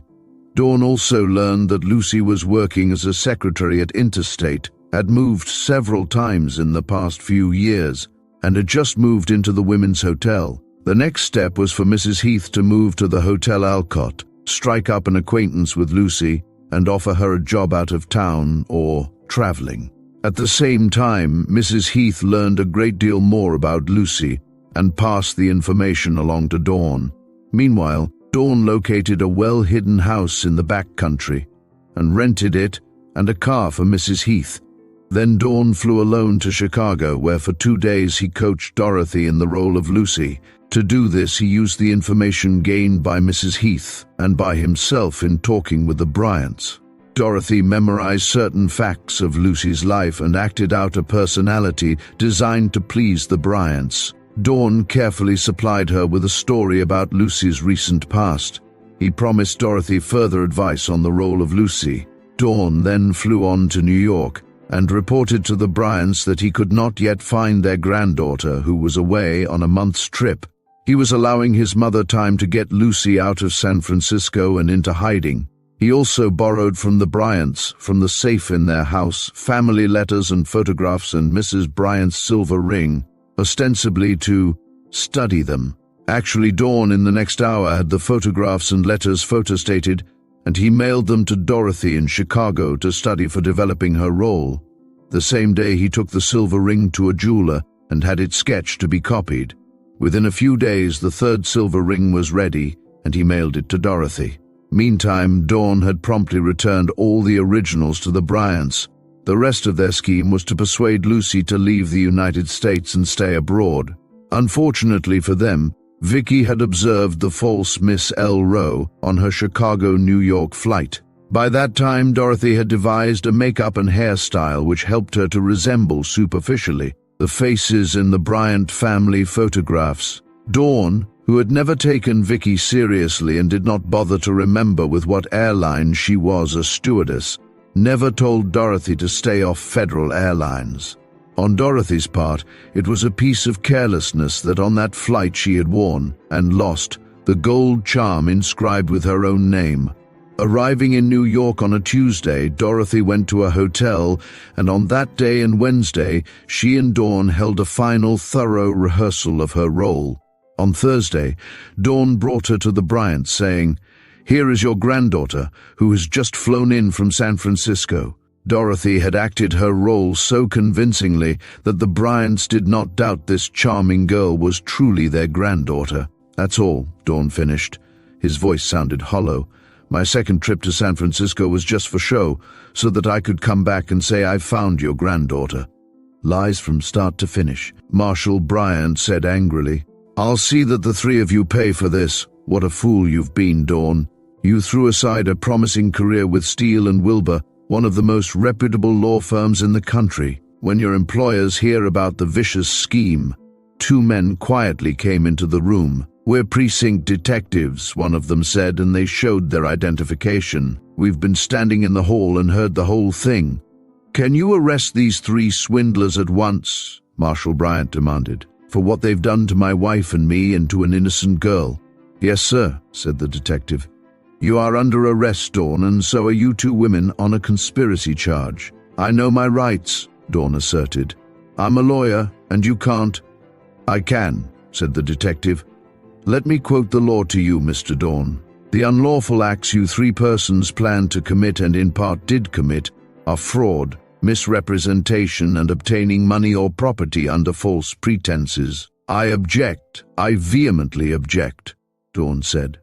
"We may have planned it, but we haven't actually obtained the inheritance." "That's beside the point," the detective said. Quote, "Persons agreeing together to commit a crime can be prosecuted for conspiracy. In a conspiracy, it does not matter whether the unlawful act agreed upon is carried out or not. You're under arrest for conspiracy. Get up, all three of you." Dawn shrugged and said no more. He, Mrs. Heath, and Dorothy stood up. The false Lucy pulled the silver ring off her finger and bitterly threw it at Dawn. Marshal Bryant said, "You're being arrested for conspiracy, but I'm going to bring action against you in the courts for a whole lot more, for fraud and misrepresentation, and for detention of Lucy." "They'll draw heavy sentences," the detective said. "All right, get going." When they were gone, the Bryants and Lucy and Vicki were unable to speak for a few minutes. They looked at one another. "Miserable business," Marshal Bryant growled. Mrs. Bryant went to sit next to Lucy and put her arm around her. "My child, you don't have to be afraid anymore." "Nor alone anymore?" Lucy asked timidly. "Nor alone anymore," the grandmother answered. "Will she, Marshal? We shall make up to you for all the hard things you've been through. Tell me, my dear, did your mother have a pet name for you?" "Yes, it was Lucinda," Lucy said. "Sometimes Lucinda Bell, just for fun." "That used to be your grandfather's special name for me," Mrs. Bryant said, and both the old people smiled at Lucy. Mrs. Bryant leaned forward to touch Vicky's hand. "Vicky, how can we ever thank you?" she said. "You and Lucy and all of us must always be friends." Vicky smiled as she looked at Lucy's happy face. "I think we will be," she said. "Thank you for joining us on this journey through the Silver Ring mystery. We hope you enjoyed the twists and turns of this classic tale. If you liked the story, don't forget to subscribe for more detective mysteries. Until next time, keep your curiosity sharp and your detective instincts keen.